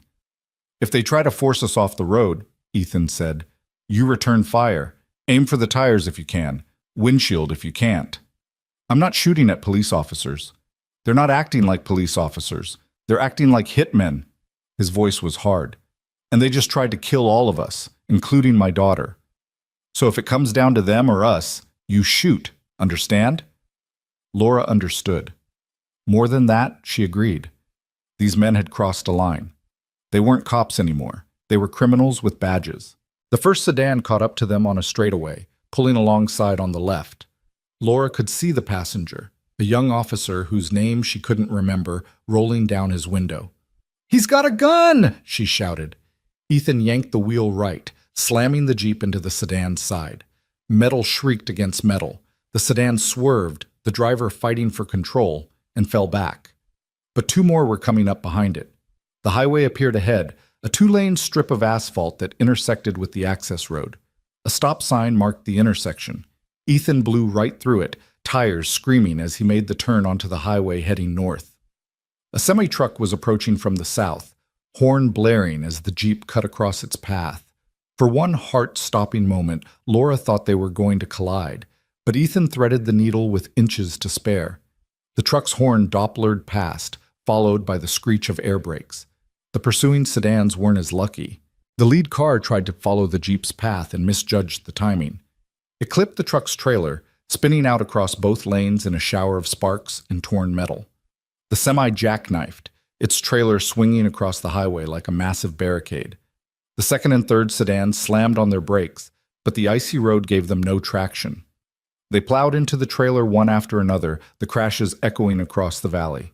Ethan kept driving. In the rearview mirror, Laura saw the carnage receding behind them. She didn't see anyone moving in the wrecked vehicles. "Oh, God," she whispered. "Ethan, we have to go back. They might be hurt." "They tried to kill us," he said flatly. "And if we go back, they'll finish the job. Or the ones who aren't hurt will arrest me and take Lily into custody while they figure out what to do with you. Either way, my daughter ends up in danger. So no, we're not going back." He was right. Laura hated that he was right. Hated that her training and her instincts were screaming at her to stop and render aid, while her survival instinct was screaming even louder to keep running. "Are the bad guys gone?" Lily asked in a tiny voice. "For now, sweetheart," Ethan said, his voice gentler when he spoke to his daughter. "For now, they're gone." They drove in silence for several miles, putting distance between themselves and the crash site. Ethan kept checking the mirrors, watching for pursuit, but the road behind them stayed empty. Eventually, he pulled off onto a side road, then onto an even smaller dirt track that wound up into the hills. After about a mile, he stopped in a small clearing surrounded by dense forest. "We need to switch vehicles," he said. "They'll have the Jeep's plates by now. We're too easy to spot." "Switch to what?" Laura asked, looking around at the empty forest. "Give me a minute." Ethan pulled out the burner phone from his pocket and dialed a number from memory. The call was answered on the second ring. "Yeah, it's me," Ethan said. "I need to call in that favor." "No, it can't wait. I'm about 8 miles north of Frost Valley on Highway 17, dirt road heading east at mile marker 53. I need a vehicle, something clean, and I need it in the next hour." He paused, listening. "I know what I'm asking. Yes, I'm sure." "Okay. Thanks, brother." He hung up and turned to Laura. "We wait here. My contact will bring us something we can use." "Who's your contact?" "Guy I served with in Afghanistan. He runs a used car lot now, mostly deals in cash sales, doesn't ask questions. He'll help us." Laura nodded, too tired to argue. Her adrenaline was crashing, leaving her feeling hollowed out and shaky. Every injury from the past 24 hours was making itself known. Her wrist throbbed, her ribs ached, and her head was pounding where she'd hit it during the crash. Beside her, Lily had finally stopped crying. She sat in the back seat with her arms around Ranger, staring at nothing. The blank look on her face terrified Laura more than the tears had. "Lily," Laura said softly, turning in her seat.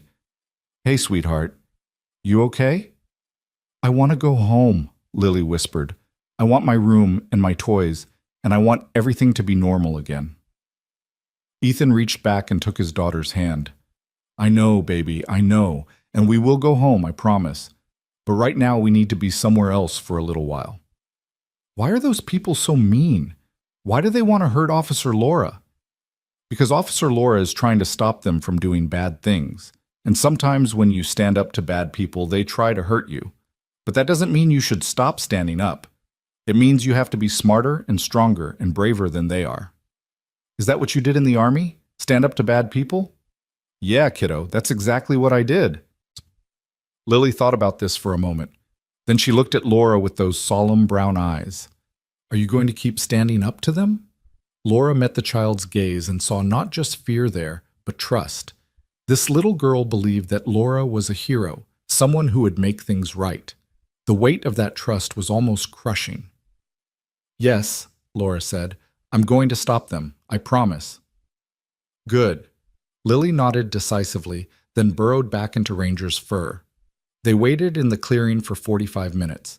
The sun was starting to set, painting the sky in shades of orange and purple.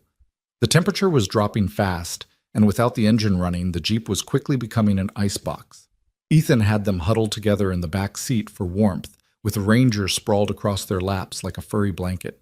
They ate energy bars from the emergency kit and drank water that was so cold it hurt Laura's teeth. What's the plan? Laura asked quietly, speaking over Lily's head. The little girl had finally dozed off, exhausted by fear and adrenaline crash. Get to a safe location, somewhere they won't think to look. Then we figure out how to get you in contact with your friend at state police without tipping off Reeves. He'll be monitoring all police channels. If I call any official number, he'll know. So we don't use official channels. We use the phone I gave you from the cache. It's a burner, untraceable. We find your friend's personal cell number and call her directly. I don't know her personal number. It would be in my phone, which is at the bottom of the river. Ethan was quiet for a moment. What's her name? Sarah Chen. She works out of the state police barracks in the capital. Okay, my contact might be able to find her number. He's got connections, ways of getting information without leaving a trail. Laura wanted to ask what kind of connections, what kind of man Ethan had been in the army that he had these resources available. But maybe it was better not to know. Maybe it was enough that he was using them to help her. Headlights appeared on the dirt road. Ethan immediately tensed, his hand going to the gun at his hip, but then he relaxed. It's okay. That's him. A battered pickup truck pulled into the clearing. The driver was a big man, easily 6'4", with a shaved head and a thick beard.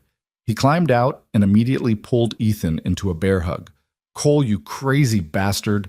What kind of trouble have you gotten yourself into? The kind that needs discretion, Marcus. Marcus's eyes swept over the Jeep, taking in the bullet hole in the windshield, the damage to the front bumper. Then he looked at Laura and Lily, and his expression sobered. This is serious. Deadly serious. Okay. Marcus reached into his truck and pulled out a set of keys. 2008 Honda Accord. Clean title. Registered to a shell company I set up for exactly this kind of situation. Tank's full. Maintenance is up to date.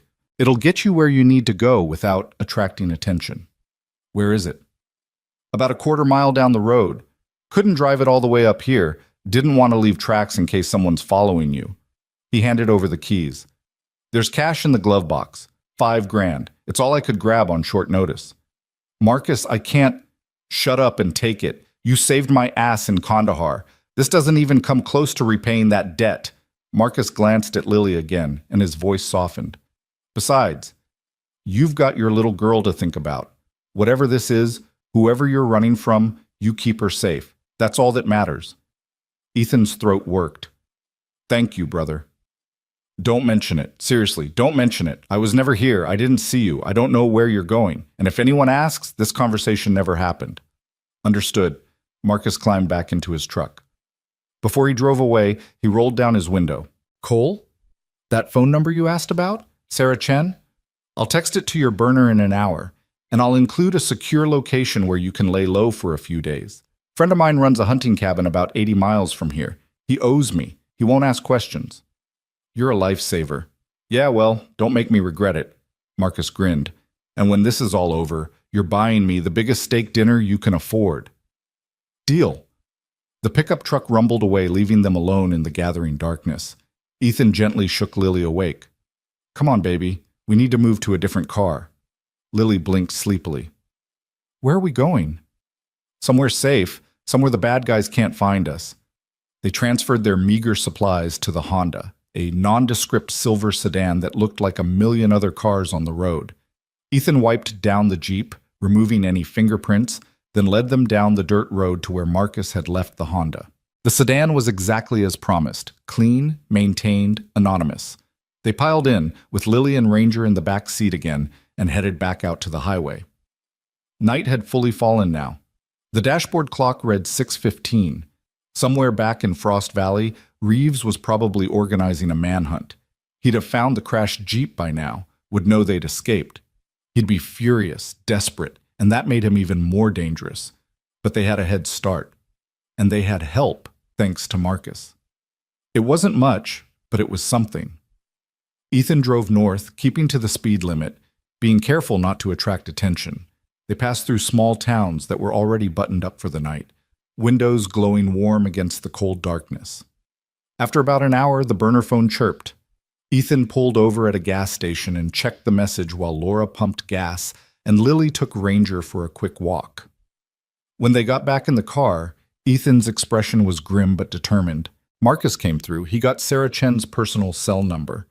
And the location of that hunting cabin, it's about another hour north up in the mountains. Remote, off the grid, perfect place to hide while we figure out our next move. Did he say how he got Sarah's number? I didn't ask, and he didn't volunteer. Sometimes it's better not to know. Laura couldn't argue with that logic.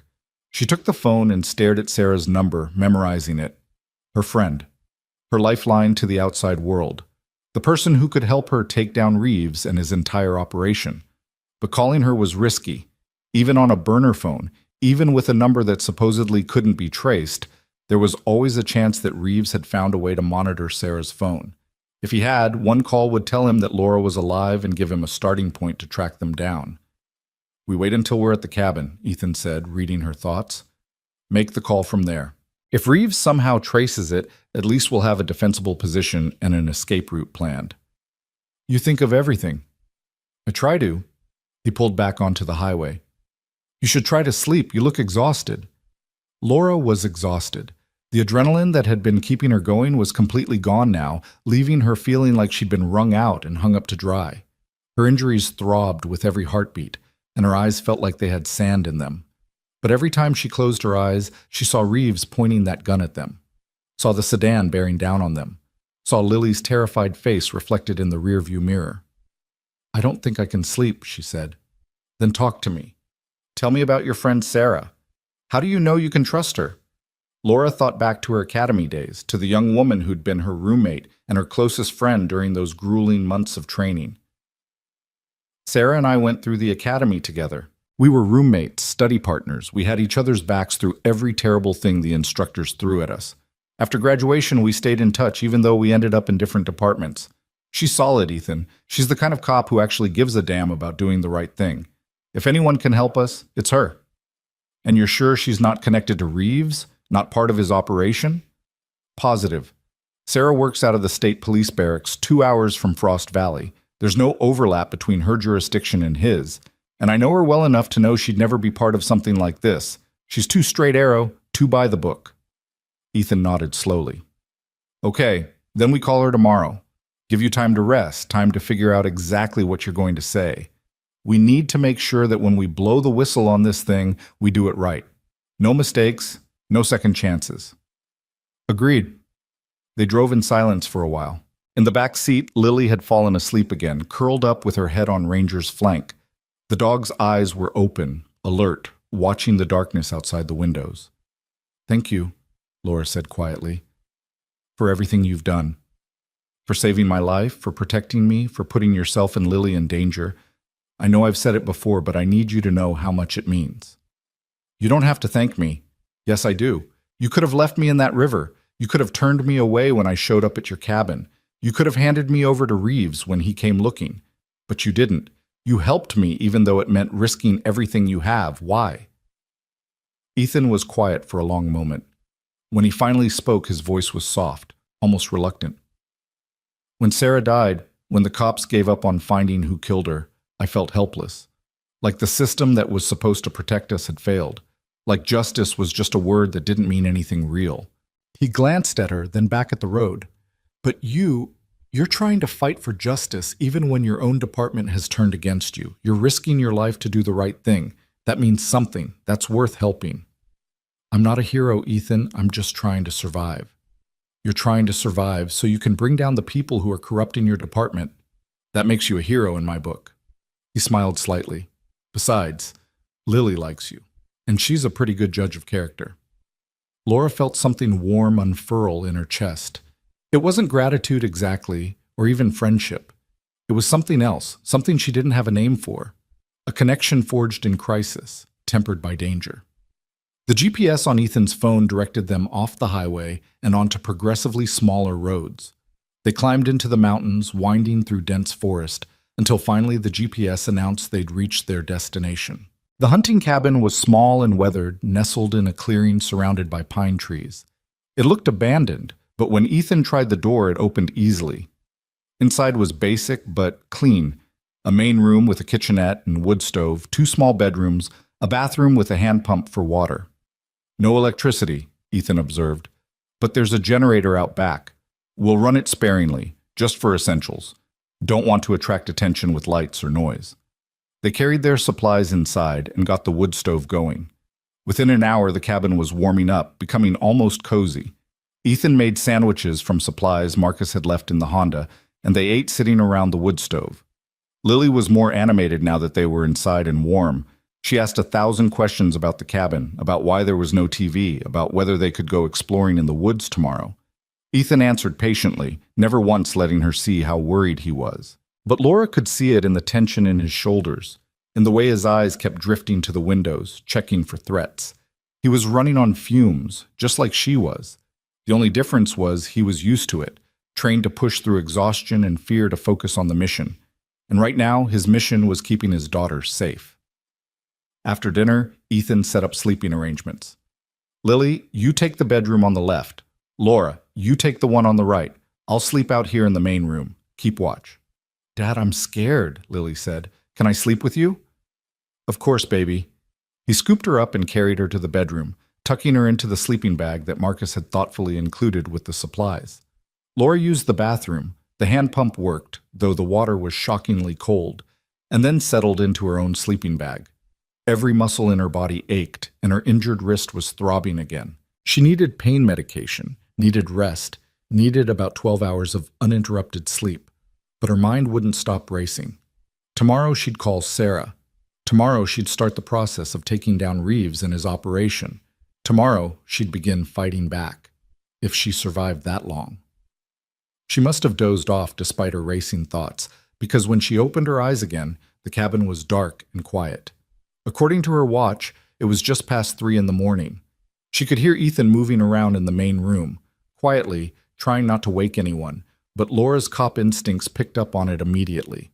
She got up and padded to the doorway. Ethan was standing by the window, looking out at the moonlit forest. He'd pulled on his jacket and boots, and there was a rifle leaning against the wall beside him. "Can't sleep?" Laura asked softly. He turned, not startled. He'd probably heard her get up. "Just doing a perimeter check, making sure we're secure." See anything? No, which is good, but also makes me nervous. They should be looking for us by now. Should have roadblocks, search teams.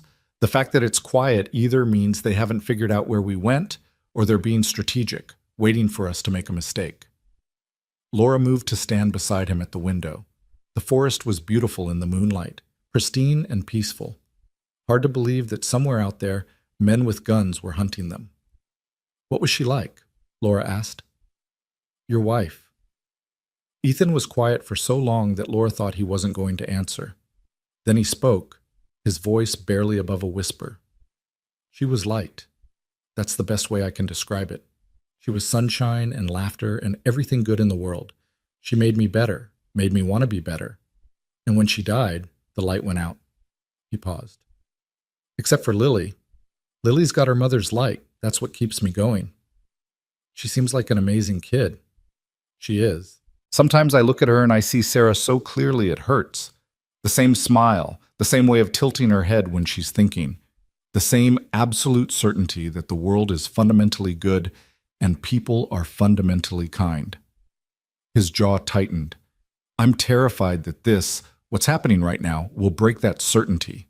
Will teach her that the world isn't safe, that people can't be trusted." "Kids are resilient," Laura said. "She'll be okay." "Will she?"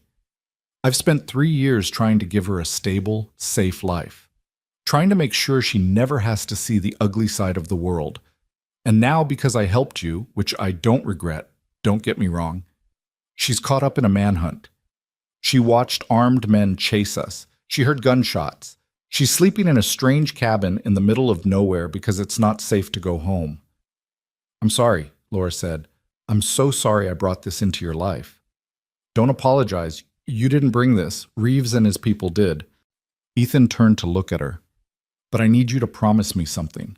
When this is over, when you've brought them down and justice has been served, you'll disappear from our lives.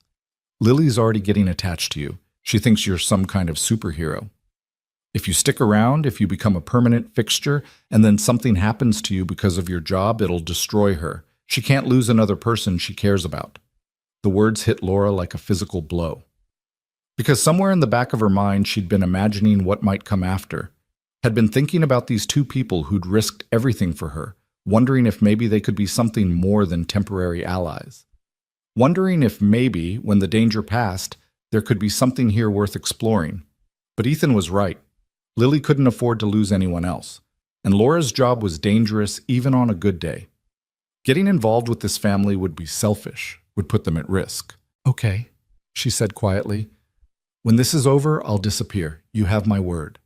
Ethan nodded, then turned back to the window. They stood in silence for a while, watching the moonlight on the snow. Finally, Laura went back to her room. But sleep didn't come easy. She lay in the darkness, listening to the wind in the trees, and tried not to think about what she was giving up before she even had a chance to have it. Morning came too soon. Laura woke to the smell of coffee and found Ethan already up, heating water on the wood stove.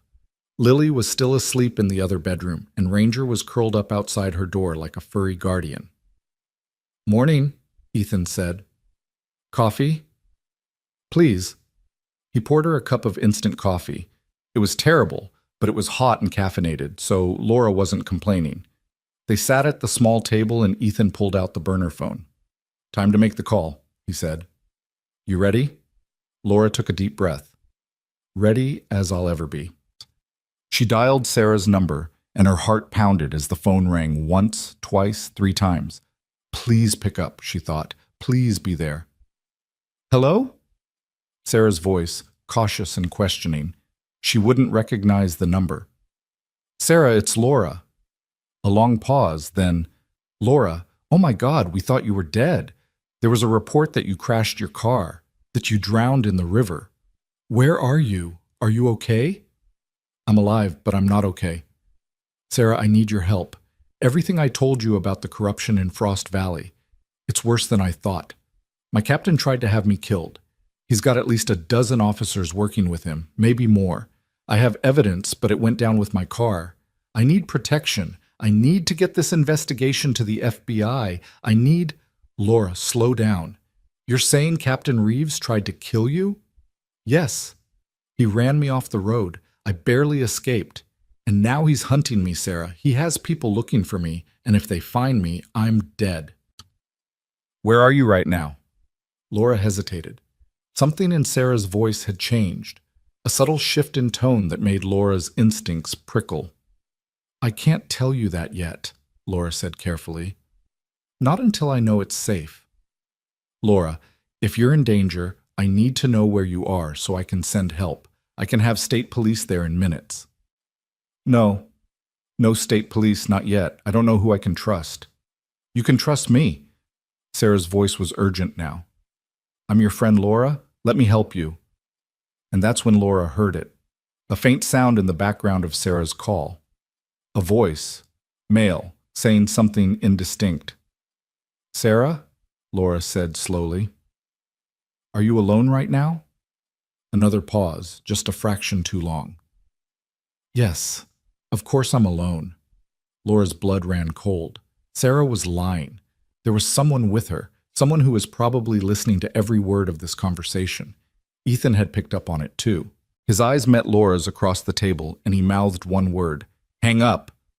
But before Laura could end the call, Sarah spoke again. "Laura, please, tell me where you are. Captain Reeves is here with me. He wants to help you. He says there's been a terrible misunderstanding." Laura felt like she'd been punched in the gut. Reeves was there.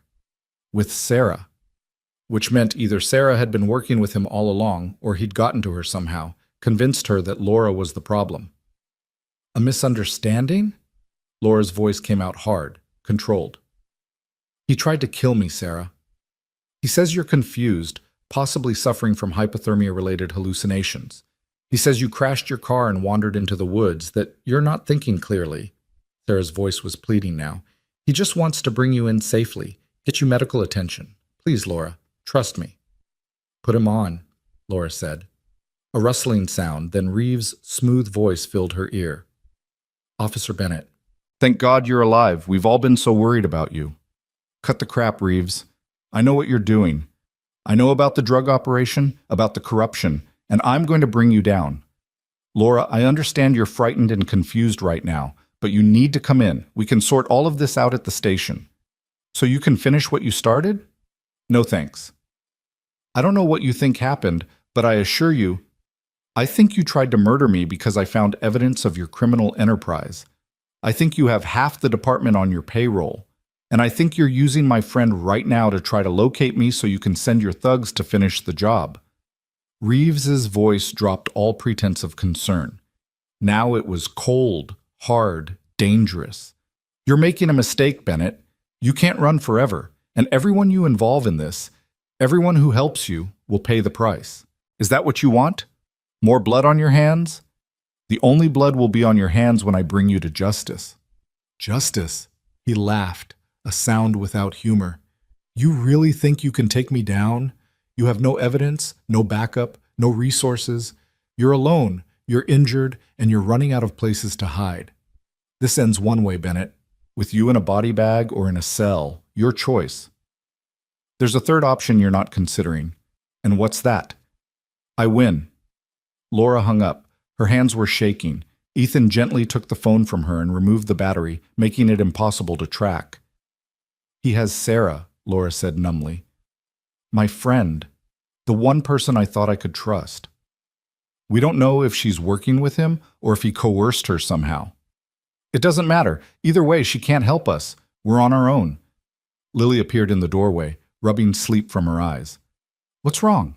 Why do you look sad, Officer Laura? Laura forced a smile. Nothing's wrong, sweetheart. Just dealing with some grown-up stuff. But everything was wrong. Her one lifeline to legitimate law enforcement was compromised. Reeves knew she was alive, knew she was trying to fight back, and he'd made it clear that he'd hurt anyone who helped her, which meant Ethan and Lily were in even more danger than before. We need to leave, Laura said. Now, he'll be tracing that call, triangulating the cell tower. We've got maybe an hour before... She was interrupted by the sound of vehicles approaching. Multiple vehicles, engines growling through the forest. They'd found them. Ethan moved with the speed of a man who'd trained for exactly this scenario. Lily, grab your coat and boots. Right now. Don't ask questions. Laura was already at the window, peering through the gap in the curtains. 3 vehicles were coming up the mountain road, 2 black SUVs and a sedan. Moving fast, but not recklessly, like they knew exactly where they were going. How did they find us so quickly? Laura's mind raced through possibilities. We pulled the battery from the phone. Doesn't matter now. Ethan had his rifle in one hand and was shoving supplies into a backpack with the other. The cabin backs up to National Forest. We go out the rear window, head into the trees. They'll have to follow on foot, which gives us an advantage. They'll have more people, more guns. But they don't know this terrain, and I do. Marcus and I used to hunt up here. He tossed Laura a heavy winter jacket from the closet. Put this on. Lily, come here, baby. Lily emerged from the bedroom, her face pale but her jaw set with determination that was heartbreaking in someone so young. She was already wearing her pink parka and boots. Ranger stood beside her, hackles raised, a low growl rumbling in his chest. Are we running again? Lily asked. Yeah, sweetheart, we're running again. Ethan knelt down to her level. Remember the games we used to play in the woods? How you'd follow me real quiet, stepping exactly where I stepped? Like ninjas, Lily said. Exactly like ninjas. We're going to play that game now. Can you do that for me? I can do it, Daddy. The sound of car doors slamming echoed through the forest. Men's voices calling out to each other. They were surrounding the cabin. Ethan threw open the back window. Go! Now! Laura went first, dropping into the snow outside. The cold was a shock even through the heavy jacket. She turned and reached up for Lily, and Ethan lowered his daughter down. Laura caught her, set her on the ground, then reached for the backpack Ethan was passing through. Ranger leaped through the window with surprising grace for such a large dog. Then Ethan came through, pulling the window closed behind him. This way. He moved into the trees, not running but walking fast, picking a path that used natural cover, fallen logs, thick brush, stands of pine. Laura followed with Lily between them, and Ranger brought up the rear, constantly looking back toward the cabin. Behind them, Laura heard the front door of the cabin being kicked in. Shouts. Clear! Back bedroom clear! They're gone! Check outside! They'd been inside for maybe 30 seconds. Another few minutes and they would have been trapped. Ethan led them deeper into the forest, moving uphill, away from the cabin and the roads. The terrain was steep and treacherous, covered in snow that hid rocks and roots. Laura's injured wrist screamed every time she had to catch herself from falling, and her ribs felt like someone was stabbing her with each labored breath in the thin mountain air. But she kept moving. Lily was keeping up remarkably well, her small legs churning through the snow without complaint. The little girl's resilience was astounding. "Dad," Lily whispered, "I hear them." She was right. The sound of pursuit was getting closer. Shouting voices, breaking branches. At least 4 men, maybe more, crashing through the forest behind them. "I know, baby. Keep going. Don't look back." They climbed for another 15 minutes, Laura's lungs burning with the effort. Then Ethan held up a hand, signaling them to stop. He was breathing hard but not gasping, his military conditioning still serving him well. "There's a ridge up ahead," he said quietly. "On the other side is a steep drop down to a creek bed. We can use it to lose them. The water will hide our tracks." "How steep?" Laura asked. "Steep enough that they'll have trouble following, but we can do it if we're careful." Laura looked at Lily, who was shivering despite her warm coat. The little girl's cheeks were flushed with exertion and cold, but she nodded bravely. "I can do it," Lily said. They pushed onto the ridge. When they reached it, Laura saw what Ethan meant. The ground dropped away sharply, maybe 40 feet down, to where a narrow creek cut through the forest. The slope was covered in loose rocks and snow, more of a controlled fall than a climb. "I'll go first," Ethan said. "I'll find the safest path. Laura, you come down with Lily. Ranger will manage on his own. He's done this before." The pursuing voices were getting louder. Laura could hear radios crackling, someone calling for additional units. Ethan started down the slope, half sliding, half climbing, using trees and rocks for handholds. When he reached the bottom, he looked up and waved. "Come on, sweetheart," Laura said to Lily. "We're going to go down together. Hold on to my jacket and don't let go." They started down. It was treacherous going, the loose rocks shifting under their feet, threatening to send them tumbling. Laura's injured wrist made it nearly impossible to grip properly, and twice she nearly lost her balance. But Lily held on tight, trusting Laura completely, and somehow they made it to the bottom without falling. Ranger came down in a series of controlled jumps and slides, his forelegs giving him better stability than his human companions. The creek was maybe 10 feet wide, shallow, but running fast. The water would be ice cold, but it would hide their scent from any tracking dogs and make their trail harder to follow. "Wade downstream," Ethan said. "Stay in the water, go about 100 yards, then we'll come out on the far bank and head east." They entered the creek. The water was every bit as cold as Laura feared, instantly soaking through her boots and jeans. It felt like someone was driving nails into her feet. Beside her, Lily gasped, but didn't cry out. They waded downstream, the current pulling at their legs, threatening to knock them off balance. The creek bed was rocky and uneven, and Laura had to concentrate on every step to avoid turning an ankle. Behind and above them, Laura heard someone reach the ridge. "They went down! Watch it, the slope's unstable. I see tracks in the snow. They went toward the creek." Ethan picked up the pace, pushing them faster through the water. 100 yards felt like a mile, but finally he gestured toward the far bank. "Out here. Move quiet." They climbed out of the creek, and immediately Laura's wet jeans began to freeze in the cold air. Her legs felt stiff, wooden. This was bad. This was hypothermia territory again, and they didn't have time to build a fire or find shelter. But Ethan was already moving, leading them into a dense stand of pines where the snow wasn't as deep. He stopped and pulled off his backpack, digging through it until he found 2 emergency blankets, thin sheets of reflective material designed to retain body heat. "Wrap these around your legs," he told Laura and Lily. "Under your pants. It'll help." It was awkward and uncomfortable, but the blankets did help, trapping what little warmth remained. Ethan pulled out energy bars and made them eat, replacing the calories they were burning trying to stay warm. "How far to civilization?" Laura asked quietly while Lily was distracted by Ranger. "There's a ranger station about 5 miles east. If we can reach it, we can get help. Real help, not corrupt cops." 5 miles in this terrain, in the cold, with a 7-year-old? You have a better idea? Laura didn't. They were out of options, out of places to hide. The ranger station was their best bet. "Let's go," she said. They moved through the forest, always heading east, using the sun to navigate when the trees were too thick to see landmarks. Ethan knew the terrain well, finding game trails and natural paths that made the going easier. But it was still brutal. Steep climbs, difficult descents, constant vigilance for pursuit. Lily was flagging. Laura could see the exhaustion in the way the little girl's steps were getting shorter. the way she was leaning more heavily on her father when the terrain got rough. But she never complained, never asked to stop. After about 2 hours, they heard a helicopter. "Get under cover," Ethan hissed. They pressed themselves into a thicket of evergreens, the branches hanging low enough to hide them from aerial view. The helicopter passed overhead. Laura caught a glimpse of it through the branches, a state police bird. But that meant nothing.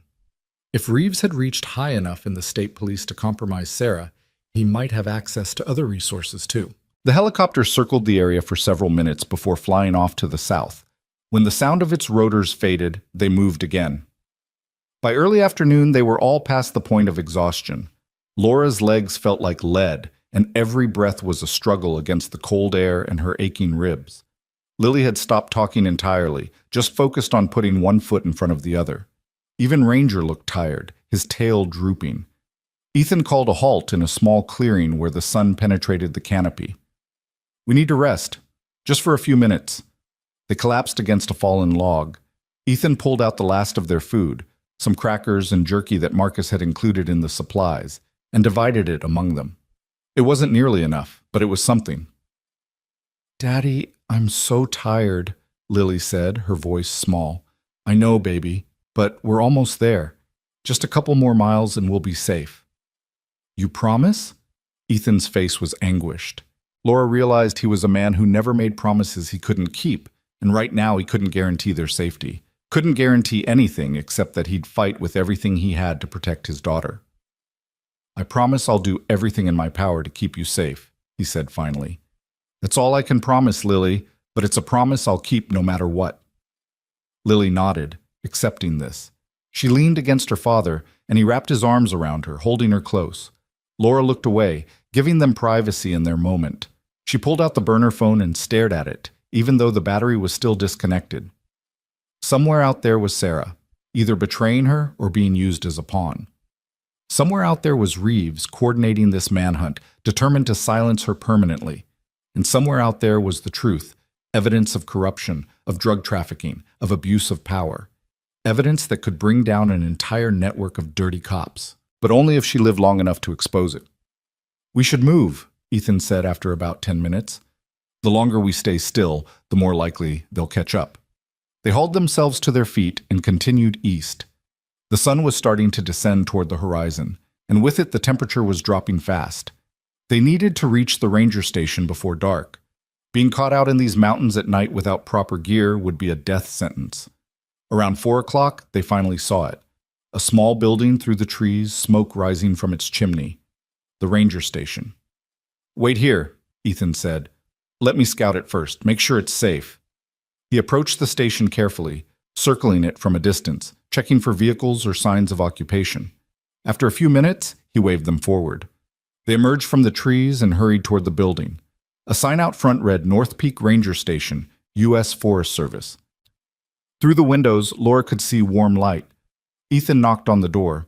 It opened almost immediately, revealing a man in his 60s wearing the distinctive uniform of a forest ranger. He had kind eyes behind wire-rimmed glasses, and his expression went from puzzled to concerned as he took in their bedraggled appearance. "Good Lord, folks, what happened to you?" "We need help," Ethan said. "Please, it's an emergency." The ranger didn't hesitate. Come in, you all look half frozen." He ushered them inside, where a wood stove was putting out blessed warmth. "I'm Ranger Tom Fletcher, been manning this station for 23 years. Sit down, let me get you something hot to drink." Laura wanted to cry with relief. They'd made it. They were safe, at least for the moment. Fletcher moved around his small station with practiced efficiency, putting on a kettle for tea, pulling out blankets, radioing to his headquarters that he had visitors who needed assistance. "Now," he said, settling into a chair across from them. "You want to tell me what's going on? I've been hearing chatter on the police bands all day about a fugitive in the area. Don't suppose that has anything to do with you folks?" Laura exchanged glances with Ethan. How much should they tell him? Could they trust him? But looking at Fletcher's weathered, honest face, Laura made a decision. They needed help, real help, and this man seemed like the genuine article. "I'm Detective Laura Bennett with the Frost Valley Police Department," she said. "Or I was. 2 days ago, I uncovered evidence that my captain and numerous other officers are involved in drug trafficking and corruption. When I tried to expose them, they tried to kill me. I've been running ever since. Fletcher's expression hardened. That's a serious accusation. I know, and I can prove it if I can get to someone who isn't part of the corruption, someone in federal law enforcement, preferably. You're saying local cops are hunting you right now? Yes, and possibly state police too. I don't know how far the corruption spreads. Fletcher was quiet for a moment, processing this. Then he stood and locked the door to the station. Okay, here's what we're going to do. I have a direct line to the FBI field office in the state capital, not through police channels, through a federal system that local law enforcement can't monitor. We're going to call them, and we're going to get you some real protection. Hope surged in Laura's chest. You believe me? Ma'am, I've been a ranger long enough to have dealt with more than my share of law enforcement. I've seen good cops and bad cops, and I've learned to trust my instincts about people. He looked at Lily, who was warming her hands by the stove. No one drags a child through the mountains in winter unless they're desperate, unless they're running from something real. So yeah, I believe you. Fletcher picked up a phone. Not a regular phone, but some kind of satellite or dedicated line system. He dialed a number and waited. This is Ranger Fletcher at North Peak Station. I need to speak to someone in the Criminal Investigation Division. Yes, I'll hold. He covered the mouthpiece. This might take a minute. Federal bureaucracy moves slow. Those minutes felt like hours. Laura kept expecting to hear vehicles approaching, kept waiting for Reeves and his people to burst through the door, but the forest outside remained quiet except for the wind in the trees. Finally, Fletcher began speaking again. Yes. Hello, my name is Tom Fletcher, U.S. Forest Service. I have someone here who needs federal protection. She's a police detective claiming there's widespread corruption in her department, and she's being hunted by other officers. Yes, I understand how that sounds, but I'm asking you to send someone up here to take her statement. He paused, listening. North Peak Ranger Station, about 5 miles east of... Yes, that's right. How soon can you get here? Another long pause. Laura held her breath. Understood. We'll be waiting. Fletcher hung up. They're sending 2 agents. They'll be here in about 90 minutes. In the meantime, you folks should warm up, get something to eat. I've got soup I can heat up. Thank you, Laura said, her voice breaking slightly. Thank you so much. Don't thank me yet. Let's wait until the FBI gets here and you're actually safe. Fletcher busied himself heating soup on a camp stove. The smell made Laura's stomach growl. She couldn't remember the last time she'd had a real meal. While he worked, Ethan helped Lily out of her wet boots and wrapped her feet in warm, dry socks from Fletcher's supply cabinet. Daddy, are we really safe now? Lily asked. Getting there, sweetheart. Getting there. They ate soup and crackers, and Laura felt strength returning to her limbs. The warmth of the station was almost overwhelming after so long in the cold. She wanted to close her eyes, wanted to sleep for about a week. But she couldn't relax yet. Not until the FBI arrived. Not until she was in protective custody and Ethan and Lily were truly safe. An hour passed. Fletcher made small talk, telling stories about his years as a ranger, the animals he'd encountered, the hikers he'd rescued from various predicaments. It was clear he was trying to distract them, to keep their minds off the danger they were still in. Lily was nodding off, her head on her father's shoulder, when Ranger suddenly stood up. His ears pricked forward, and a low growl rumbled in his chest. Everyone froze. Someone's coming, Ethan said quietly. Fletcher moved to the window and peered out. His face went pale. That's not the FBI. Wrong vehicles. Those are state police cruisers. Laura's heart sank. How many? 3 cars, maybe 6 officers. They found us. Laura was already standing, her mind racing through options. We need to leave. Now. There's a back door, Fletcher said. Leads into the forest. I can hold them off. Tell them you went a different direction. They'll hurt you, Laura said. These aren't good cops. They're criminals. I'm a federal employee. They won't dare touch me. But Fletcher's voice lacked conviction. The cruisers pulled up outside the station. Through the window, Laura watched as 6 men got out. She recognized 2 of them from the Frost Valley Department. The others wore state police uniforms, but Laura didn't know if they were legitimate or if Reeves had somehow gotten them on his payroll too. And then Captain Reeves himself emerged from the lead vehicle. He's here, Laura breathed. Reeves is here. Back door, Ethan said urgently. Lily, Ranger, let's go. Fletcher pointed them toward a door at the rear of the station. There's a trail that leads deeper into the forest. Follow it for about a mile and you'll reach an old fire lookout tower. It's been decommissioned, but the structure's still sound. You can hide there. Thank you, Laura said. Go, I'll buy you time. They slipped out the back door just as heavy knocking sounded on the front. Laura heard Fletcher call out, Hold on, I'm coming! Then they were running again, following a barely visible trail through the darkening forest. The sun was setting, painting the sky in shades of orange and purple that would have been beautiful if Laura hadn't been running for her life. Behind them, she heard shouting, Fletcher's voice raised in protest. Then a sound that made her blood run cold. A single gunshot. No, Laura whispered. Ethan grabbed her arm. Keep moving, don't stop. If we stop, he died for nothing. Laura wanted to go back, wanted to help Fletcher, but she knew Ethan was right. They had to keep running. It was the only way to honor what Fletcher had tried to do for them. They ran through the gathering darkness, Lily sobbing quietly as Ethan carried her, Ranger loping alongside them. The trail was steep and difficult to follow as the light faded, but they kept pushing forward, driven by desperation and grief and the terrible knowledge that a good man had just died trying to help them. The fire lookout tower appeared ahead of them like a skeletal ghost, its metal framework rising above the trees. The wooden cabin at the top looked weathered and abandoned, but when they climbed the switchback stairs, Laura's legs screaming with every step, they found the door unlocked. Inside was a single room with windows on all sides, giving a 360-degree view of the forest. There was old furniture covered in dust, some emergency supplies in a metal cabinet, and a radio system that looked like it hadn't worked in years. This is it, Ethan said, setting Lily down gently. This is where we make our stand. Laura moved to the windows. From this height, she could see for miles. Could see the ranger station in the distance, lights blazing. Could see flashlight beams moving through the forest, getting closer. They'd picked up the trail. They were coming. How long until the FBI gets there? Laura asked. Ethan checked his watch. If Fletcher's timing was right, they should arrive at the ranger station in about 30 minutes. Maybe they'll see what happened and call for backup. Or maybe Reeves will intercept them, kill them too. Laura felt despair threatening to overwhelm her. This has to stop. I can't let anyone else die because of me. This isn't because of you, Ethan said firmly. This is because of them, because they chose corruption over honor, murder over justice. You didn't make these choices. They did. Doesn't matter whose fault it is if we're all dead. We're not dead yet. Ethan opened the emergency cabinet and pulled out what looked like flare guns.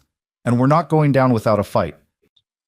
He handed Laura one of the flare guns, then started checking the other supplies. There were emergency blankets, first aid kits, water bottles, and surprisingly, a box of shotgun shells, but no shotgun. Someone took the gun but left the ammo, Ethan muttered. Figures.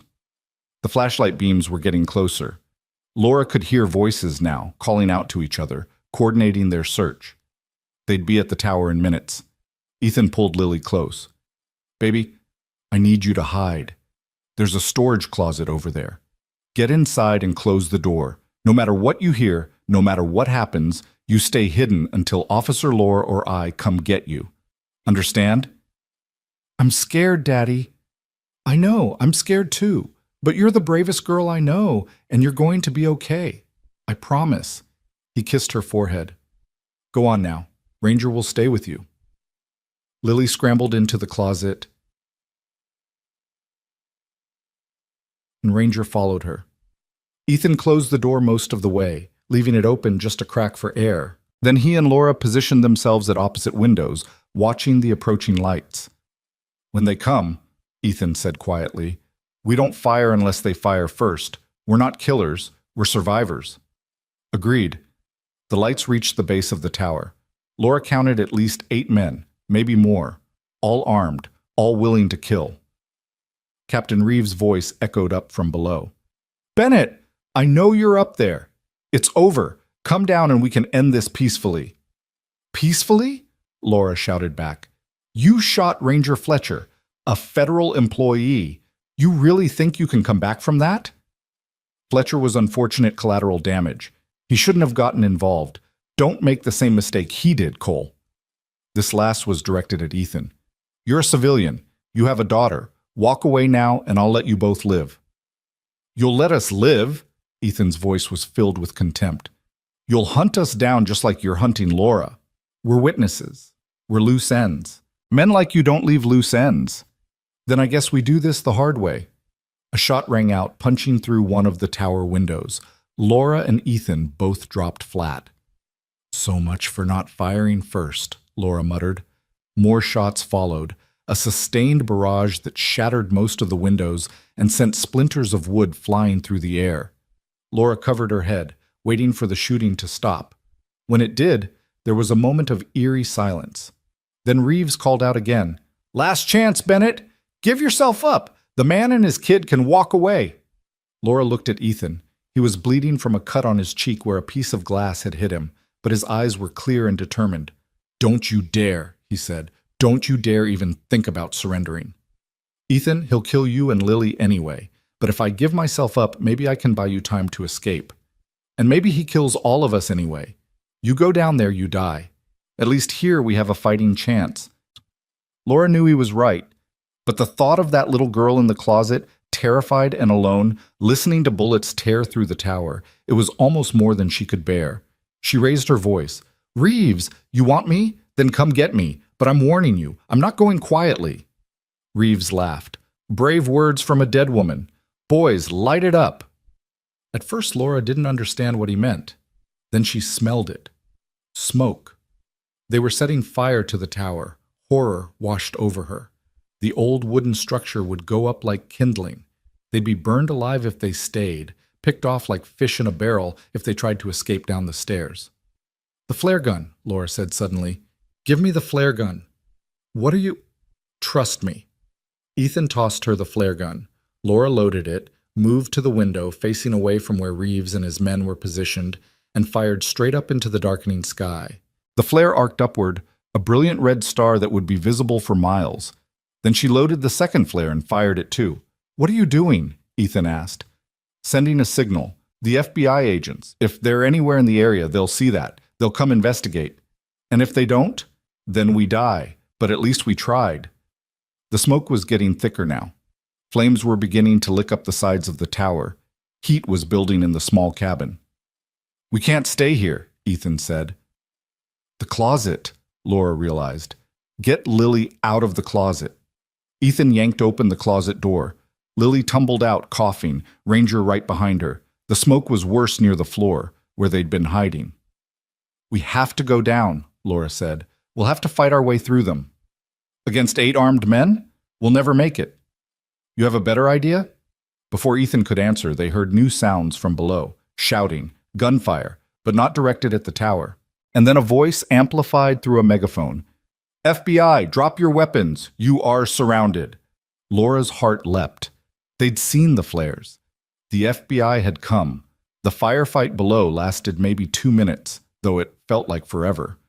When it ended, the night was filled with the sounds of sirens and the rotating flash of emergency lights.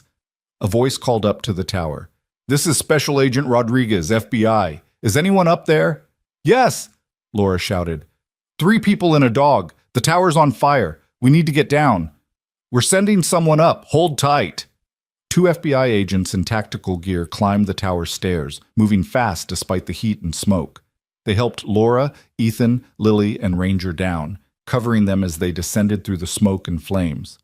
At the bottom, Laura saw Reeves on his knees, hands cuffed behind his back, surrounded by FBI agents. His face was a mask of fury. When he saw Laura, he lunged toward her, but agents held him back. This isn't over, he screamed. You think you've won? You think this is over? Special Agent Rodriguez, a woman in her 40s with iron gray hair and sharp eyes, stepped between them. It's over, Captain Reeves. We've been investigating your organization for 6 months. Detective Bennett's attempted murder was the break we needed. We have enough evidence to bring down your entire network. Laura stared at her. You've been investigating, but how? We had an undercover agent in your department, Officer Webb. Marcus Webb, Laura's partner. The man who'd worked cases with her, shared coffee with her. He'd been FBI all along. But I thought, you were never really in danger from us, Rodriguez said. Webb was keeping tabs on you, making sure Reeves didn't succeed in silencing you. When you went into the river, he reported it immediately. We've been tracking the search parties ever since, gathering evidence, documenting every crime they committed while hunting you. The murder of Ranger Fletcher was the final piece we needed to make federal charges stick. Laura's legs gave out. She sat down hard in the snow, overwhelmed by the enormity of what Rodriguez was saying. It was over. It was really over. Ethan sat down beside her, Lily in his arms. The little girl was crying, but they were tears of relief now, rather than fear. Is it really over, Daddy? Lily asked. Are the bad guys really caught? Yeah, sweetheart. They're caught. Officer Laura won. Lily looked at Laura with those big brown eyes. You're a real hero, just like I said. Laura didn't feel like a hero. She felt exhausted, traumatized, and grateful to be alive. But looking at this child who'd been through so much and still believed in heroes, she managed to smile. We all are, she said. Your dad, you, even Ranger. We're all heroes. The FBI agents processed the scene, taking statements, photographing evidence, loading Reeves and his accomplices into vehicles for transport. Paramedics arrived and checked everyone over. Laura's wrist was indeed sprained and needed proper treatment. Lily had minor frostbite on her toes, and Ethan had cuts and bruises that needed cleaning. But they were alive. Against all odds, they'd survived. As dawn broke over the mountains, painting the sky in shades of pink and gold, Laura sat in the back of an ambulance and watched FBI agents swarm over the scene. It was really over. The nightmare had ended. Agent Rodriguez approached her. We'll need you to come to the field office, give a full statement, but first get some rest. You've earned it. What happens now? To Reeves, to the others? Federal charges, conspiracy, drug trafficking, attempted murder, murder of a federal employee. They're going away for a very long time, Detective Bennett, thanks to you. Laura shook her head. Not just me. Ethan Cole and his daughter, they saved my life. Multiple times. They deserve recognition. They'll get it, I promise you that. Rodriguez squeezed Laura's shoulder. You did good, Detective. You stood up when it would have been easier to look the other way. The Bureau needs more cops like you.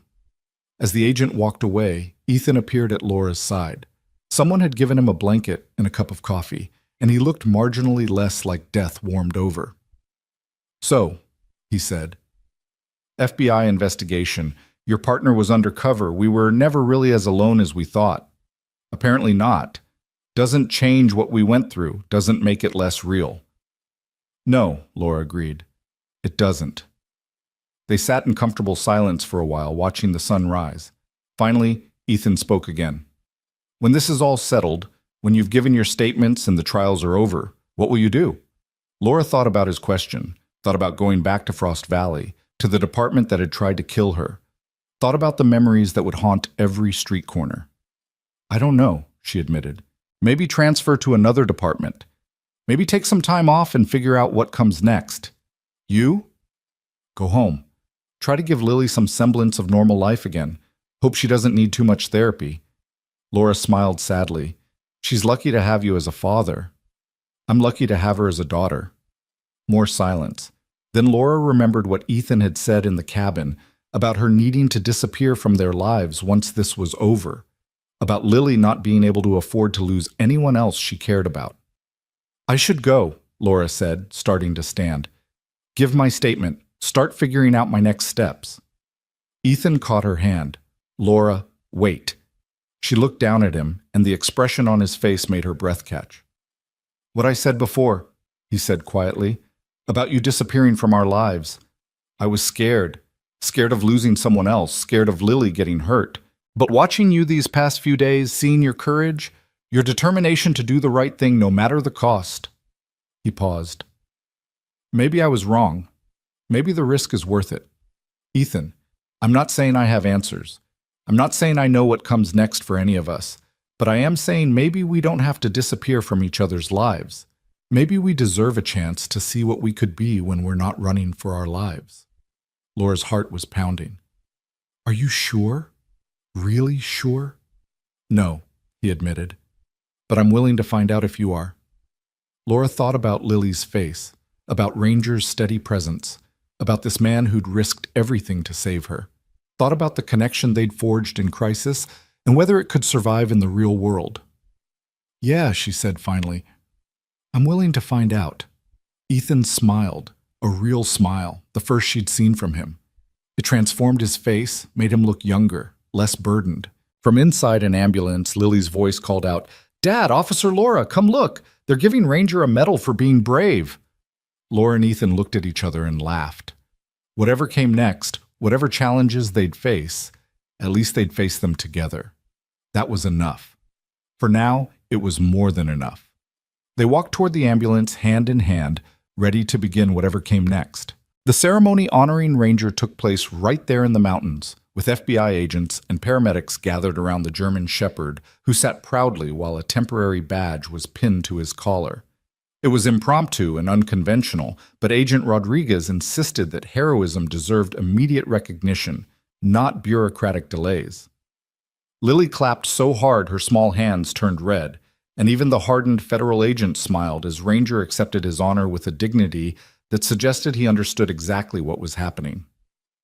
"He's officially a hero now," Lily announced to anyone who would listen. "My dog is a real police dog hero." "He always was," Ethan said, ruffling his daughter's hair. "We just made it official." Laura watched this scene unfold with a warmth in her chest that had nothing to do with the blankets wrapped around her shoulders. 3 days ago, she'd been alone, drowning in a frozen river, certain she was about to die. Now she was surrounded by people who'd risked everything to save her, and for the first time in weeks, she felt something that resembled hope. The ambulances transported them to a hospital in the state capital, where doctors examined Laura's injuries more thoroughly. Her wrist was definitely sprained and needed to be immobilized for several weeks. She had 3 cracked ribs, multiple contusions, and the beginnings of pneumonia from her time in the river and exposure to the cold. The doctor prescribed antibiotics, pain medication, and strict orders to rest. "You're lucky to be alive," the doctor said, not unkindly. "Another few hours in those conditions, and we'd be having a very different conversation." Laura knew she was right, knew that without Ethan and Lily and Ranger, without Fletcher's sacrifice and the FBI's timely arrival, she'd be dead in that tower or at the bottom of the river. Ethan and Lily were in the room next door receiving their own examinations. Lily's frostbite was minor and would heal completely with proper care. Ethan's cuts needed stitches, and he was malnourished and dehydrated, but otherwise in remarkable shape considering what they'd been through. When the doctors finally released them, with stern warnings about follow-up appointments and taking it easy, Agent Rodriguez was waiting in the hallway. "Detective Bennett, Mr. Cole, we've arranged hotel rooms for you. Federal protection until we're certain there are no remaining threats. We've arrested 12 officers from Frost Valley PD, 3 from state police, and we're still investigating how deep this network goes." "What about Captain Reeves?" Laura asked. "In custody, facing more charges than I can count. Murder, attempted murder, conspiracy, drug trafficking, racketeering, corruption of public officials. The list goes on. He'll spend the rest of his life in prison. We'll make sure of that." Some of the tension Laura had been carrying finally eased. Reeves was really caught, really going to pay for what he'd done. "There's something else," Rodriguez continued. "We found your evidence. The files you uploaded to the department server? Your partner, Agent Webb, secured them before Reeves could have them deleted. Everything you documented about the drug operation, the money laundering, the corruption, it's all there. It's all admissible in court." Laura felt tears spring to her eyes. "Marcus saved them. I didn't know he was FBI. I thought maybe he was part of it." "He thought you were incredible," Rodriguez said with a small smile. "Said you were the best cop he'd ever worked with. Said if more officers had your integrity, the Bureau wouldn't need to run undercover operations in police departments. Can I see him? Talk to him?" "He's being debriefed right now, but I'll let him know you asked. I'm sure he'd like to see you too." Boss. Bullshit. The hotel Rodriguez had arranged was actually a suite. 2 bedrooms, a living area, and a kitchenette. FBI agents were stationed in the hallway, and Rodriguez assured them that no one would get to them without going through federal protection first. "Rest tonight," Rodriguez said. "Tomorrow we'll start taking formal statements. It's going to be a long process, but we'll get through it together." After she left, Laura, Ethan, and Lily stood in the suite looking at each other with something like disbelief. They were safe. Actually, truly safe for the first time in days. "I need a shower," Ethan said. "Lily needs a bath. We all need to sleep for about a week." "Agreed," Laura said, but first they ordered room service, real food, hot and plentiful. Lily's eyes went wide at the menu options, and she ordered chicken fingers and French fries and ice cream with the enthusiasm of a child who'd earned every bit of indulgence. While they waited for the food, Ethan called Marcus to let him know they were safe. The conversation was brief but emotional. Marcus had been worried sick when he lost track of them in the manhunt, had feared the worst until the FBI raid. The food arrived, and they ate together around the small dining table. Lily chattered nonstop, the terror of the past days giving way to relief and excitement. She told Laura about her school, her friends, her favorite books. She asked Laura questions about being a police officer, about whether she'd ever caught any really bad guys before this. "A few," Laura admitted, "but none as bad as Captain Reeves." "Are you going to keep being a police officer?" Lily asked.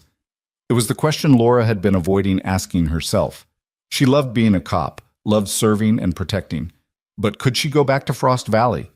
Could she work in a department that had been so thoroughly corrupted? "I don't know yet, sweetheart," Laura said honestly. "I need to figure that out." After dinner, Lily had her bath and Ethan tucked her into one of the bedrooms. Laura could hear him reading to her, something about a princess and a dragon, his deep voice soft and soothing. Within minutes, Lily was asleep, exhausted by everything she'd been through. Ethan emerged from the bedroom, carefully closing the door behind him. He looked at Laura and gestured toward the balcony. They stepped outside into the cold night air. The city spread out below them, lights twinkling like earthbound stars. Up here, on the 14th floor, they were removed from the chaos of the streets. It felt safe, peaceful. "She's going to have nightmares," Ethan said quietly. "For weeks, probably months. She's going to need therapy, someone to help her process what she went through." "Kids are resilient," Laura said. "She has you. She'll be okay." "I hope you're right." Ethan leaned against the railing, his breath forming clouds in the cold air. "I keep thinking about Fletcher, about how he died trying to help us. He didn't have to do that. He could have turned us away, could have claimed he never saw us." "He was a good man," Laura said. "The kind of man who couldn't stand by and watch injustice happen. The world needs more people like him." "The world needs more people like you," Ethan corrected. "You could have given up a dozen times, could have surrendered, could have run and never looked back, but you kept fighting, kept pushing forward because you believed in doing the right thing. I had help. I couldn't have done it alone. None of us can do anything alone. That's what the past few days taught me." He turned to face her fully. "Laura, I meant what I said earlier about giving this, whatever this is between us, a chance, but I need you to understand what you'd be getting into." "What do you mean?" "I'm a single father with a traumatized 7-year-old daughter. I have nightmares from my time in Afghanistan. I live in a remote cabin in the mountains because I don't trust easily, and I like my space. I'm not an easy person to be with, and Lily has to come first, always." "I wouldn't expect anything else," Laura said. "And I'm not exactly a prize either. I'm a cop with trust issues who just helped take down a dozen corrupt officers from her own department. I'll probably have PTSD from being hunted through the mountains, and I have no idea what my life looks like going forward, where I'll work, where I'll live, any of it." Ethan smiled slightly. "So we're both disasters." "Pretty much." "But maybe we could be disasters together?" Laura felt her heart skip. "Yeah, maybe we could." He reached out and took her hand, and they stood there on the balcony, looking at the lights of the city, neither of them sure what came next, but both willing to find out together. The next morning brought the start of a long process. Laura spent hours at the FBI field office, giving her statement, going through every detail of the past 3 days and the investigation that had preceded it. Agent Webb, Marcus, was there, and they had an emotional reunion where he apologized for not being able to tell her the truth about his undercover role. "I hated lying to you," he said. "You were the best partner I ever had, Laura, and watching you uncover the same corruption I'd been investigating, knowing I couldn't help you or warn you, it was torture." "You helped more than you know," Laura said. You saved my evidence. That's everything. Over the following weeks, the scope of the corruption became clear. The drug operation Reeves had been running stretched from Frost Valley all the way to the Canadian border, generating millions of dollars in revenue. 12 officers from Frost Valley PD were arrested, along with 3 state police officers, 2 judges, and a dozen civilians who'd been part of the distribution network. The media descended on the story like vultures. Hero cop exposes massive corruption ring, read one headline. Small-town police department's dark secret, read another. Laura found herself thrust into the spotlight, giving interviews, accepting commendations she didn't feel she deserved. Through it all, Ethan and Lily were there. They stayed in the city for the first month, with the FBI footing the bill for their hotel while Laura recovered and gave testimony. Lily started seeing a child psychologist who specialized in trauma, and slowly the nightmares began to fade. She made friends with the children of other FBI agents, and her natural resilience began to assert itself. Ethan was quieter about his own struggles, but Laura saw the signs, the way he startled at loud noises, the way he checked and rechecked the locks on the hotel room door, the way his hand would drift to his hip where his gun would have been. They were all carrying scars from what they'd been through, but they were carrying them together. 2 months after that night in the mountains, Laura had a decision to make. The Frost Valley Police Department, what remained of it after the arrests, offered her a promotion to captain. They wanted her to help rebuild, to restore trust in a department that had been thoroughly compromised. It was tempting, it was vindication, it was everything she'd worked toward, but it also meant going back to a place filled with painful memories, meant working in a building where corrupt officers had planned her murder, meant driving past the river where she'd nearly drowned. She turned it down. Instead, she accepted a position with the state police, working in their internal affairs division.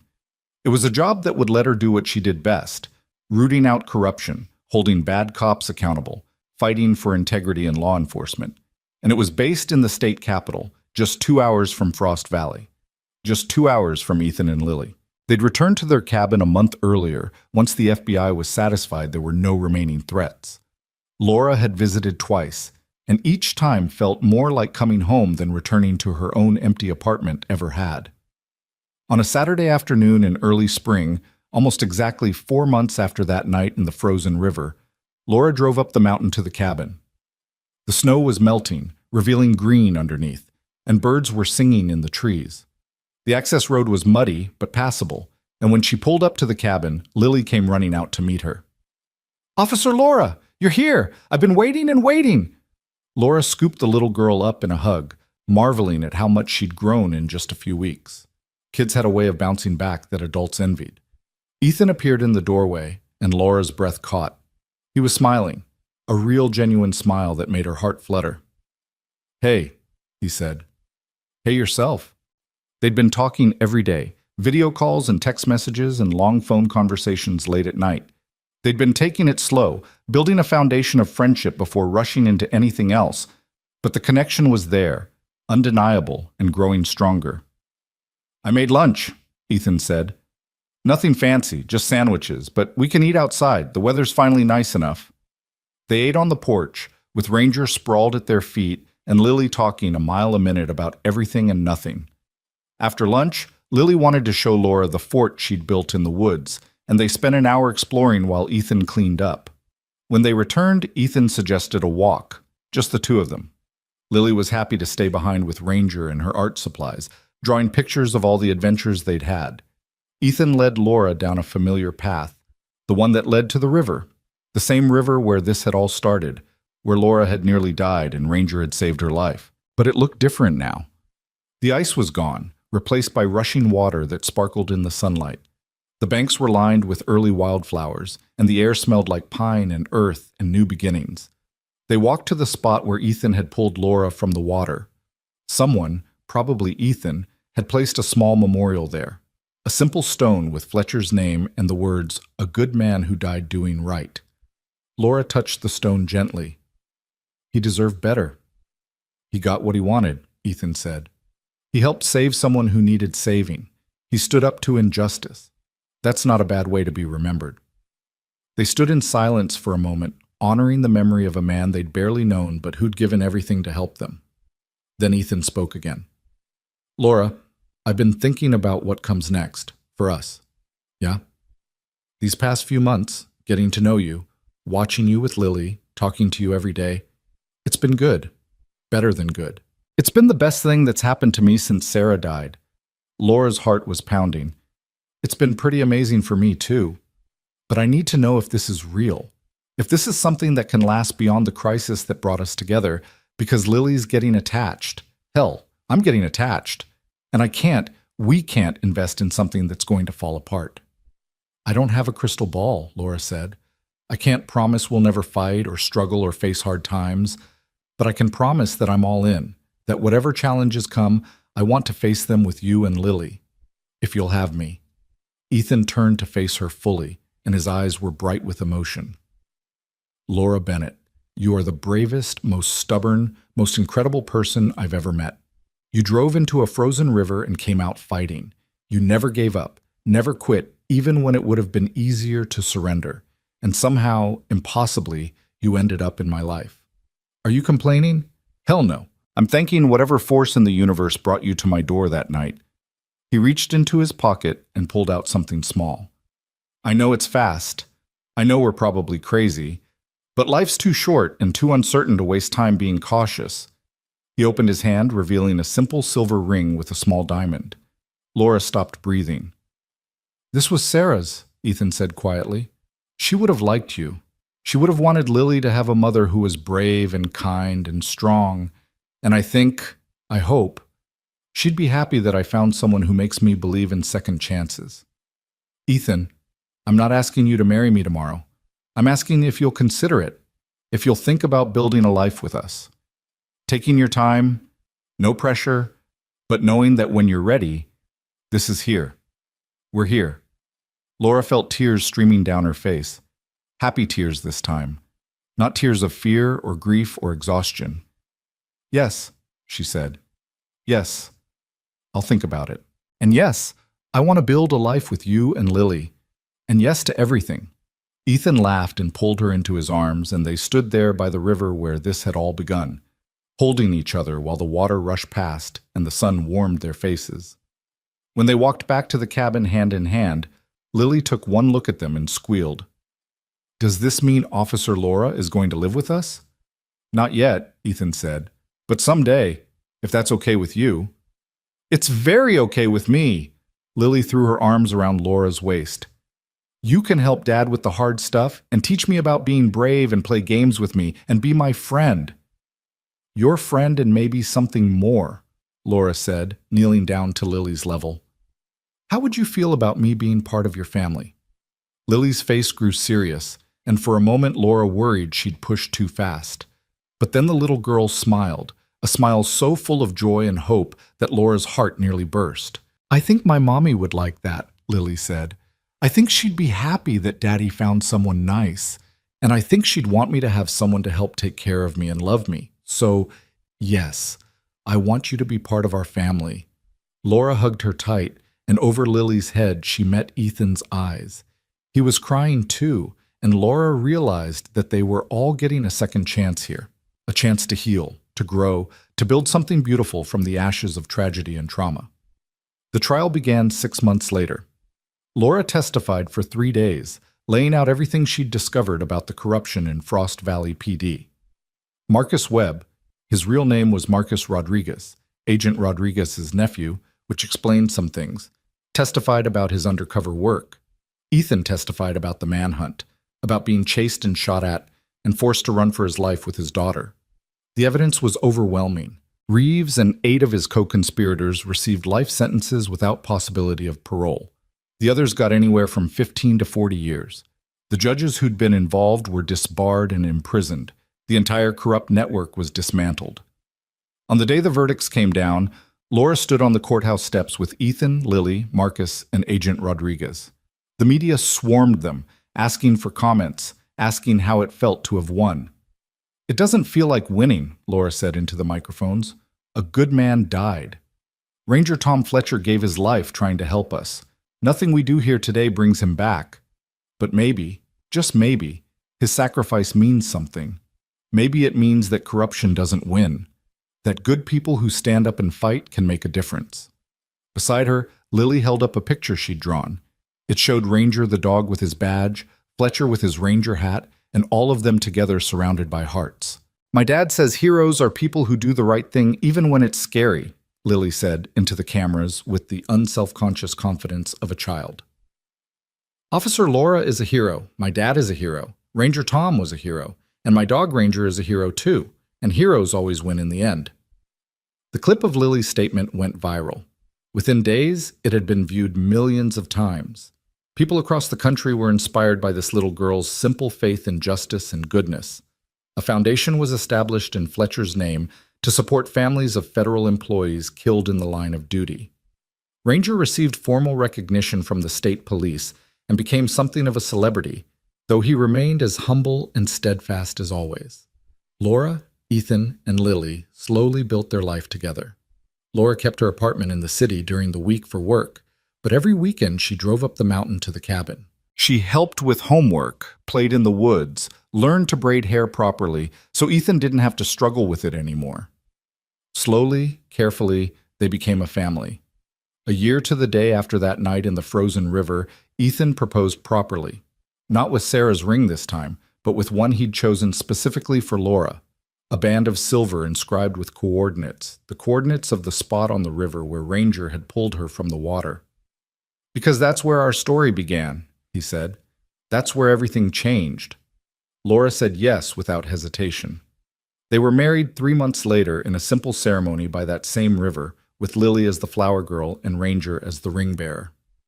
Marcus was Ethan's best man, and Agent Rodriguez stood up for Laura. Fletcher's adult children attended, and they told Laura that their father would have been honored to have played a role in bringing their family together. The wedding was small and intimate and perfect, as Laura and Ethan exchanged vows, promising to stand by each other through whatever challenges came, to face the darkness together and find the light. She thought about how far they'd all come. A year ago, she'd been drowning in a frozen river, certain she was about to die. Now she was standing in the sunshine, surrounded by people she loved, beginning a new chapter. Life was strange and beautiful and unpredictable. Tragedy could strike without warning. But so could grace, so could love, so could second chances. As Ethan kissed her and Lily cheered and Ranger barked happily, Laura thought about all the people who'd helped bring them to this moment. Fletcher, who'd given his life. Marcus, who'd maintained his cover even when it meant watching Laura walk into danger. The FBI agents who'd rescued them. Even Sarah, Ethan's first wife, who'd loved him and given him Lily and whose memory would always be honored in their home. They were all connected, all part of the same story. A story about ordinary people doing extraordinary things. About standing up for what's right even when it costs everything. About love growing in the aftermath of trauma. About families forged not by blood, but by choice and sacrifice and unshakable commitment. The reception was held at the cabin, with friends and family and fellow law enforcement officers who'd come to celebrate. Laura danced with Ethan under string lights hung between the trees, and later she danced with Lily, spinning the little girl around until they were both dizzy and laughing.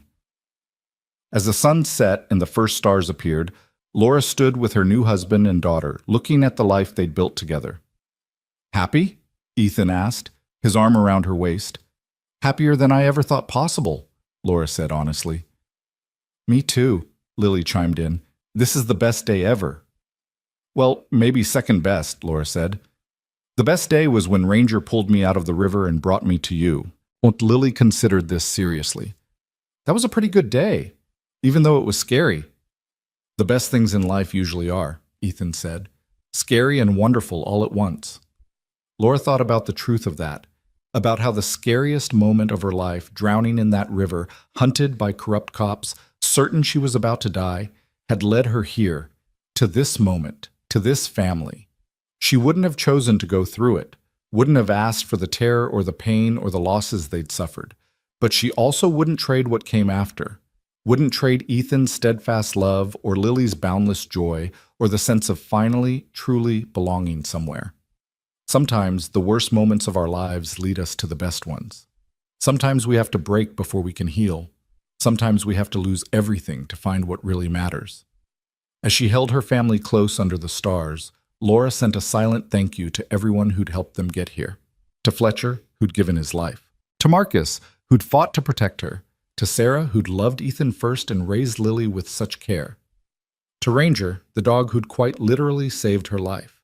And to herself, the woman who'd refused to give up, who'd fought when it would have been easier to surrender, who'd believed in justice even when her own department had become corrupt. She was that woman still a cop, still fighting for what was right. But now she had more to fight for, had a family to protect, a daughter to raise, a husband to grow old with. The road ahead wouldn't be easy. There would be challenges, struggles, hard days, and sleepless nights. But they'd face them together, just as they'd faced everything else. Together, they were stronger than any challenge that came their way. Together, they were unbreakable. And as the music played and the stars shone overhead, and Lily fell asleep against her father's shoulder, Laura thought about how a single moment could change everything. How one night in a frozen river could lead to this, to love, and family, and home. The dog had dragged a police officer from the river, but what happened after stunned more than just the cop force. It stunned everyone who heard the story. Because sometimes, in the darkest moments, we find not just survival, but something far more precious. We find our way home. And home, Laura had learned, wasn't a place. It was people. It was love.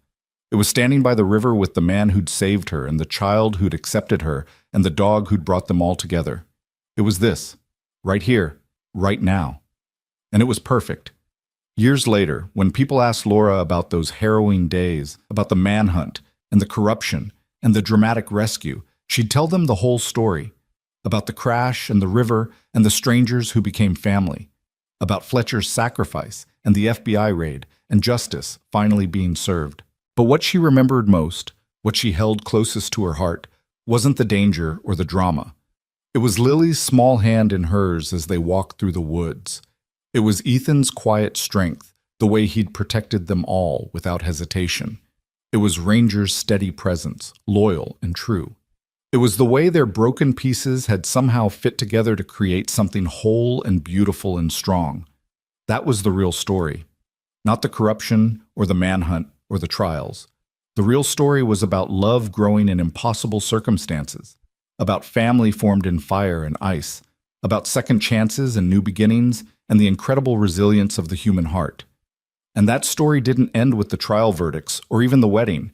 It continued every day, in every laugh and every struggle, and every moment they chose each other. It would continue for the rest of their lives. Because some bonds, forged in crisis and tempered by love, are truly unbreakable. And theirs was one of them. The end.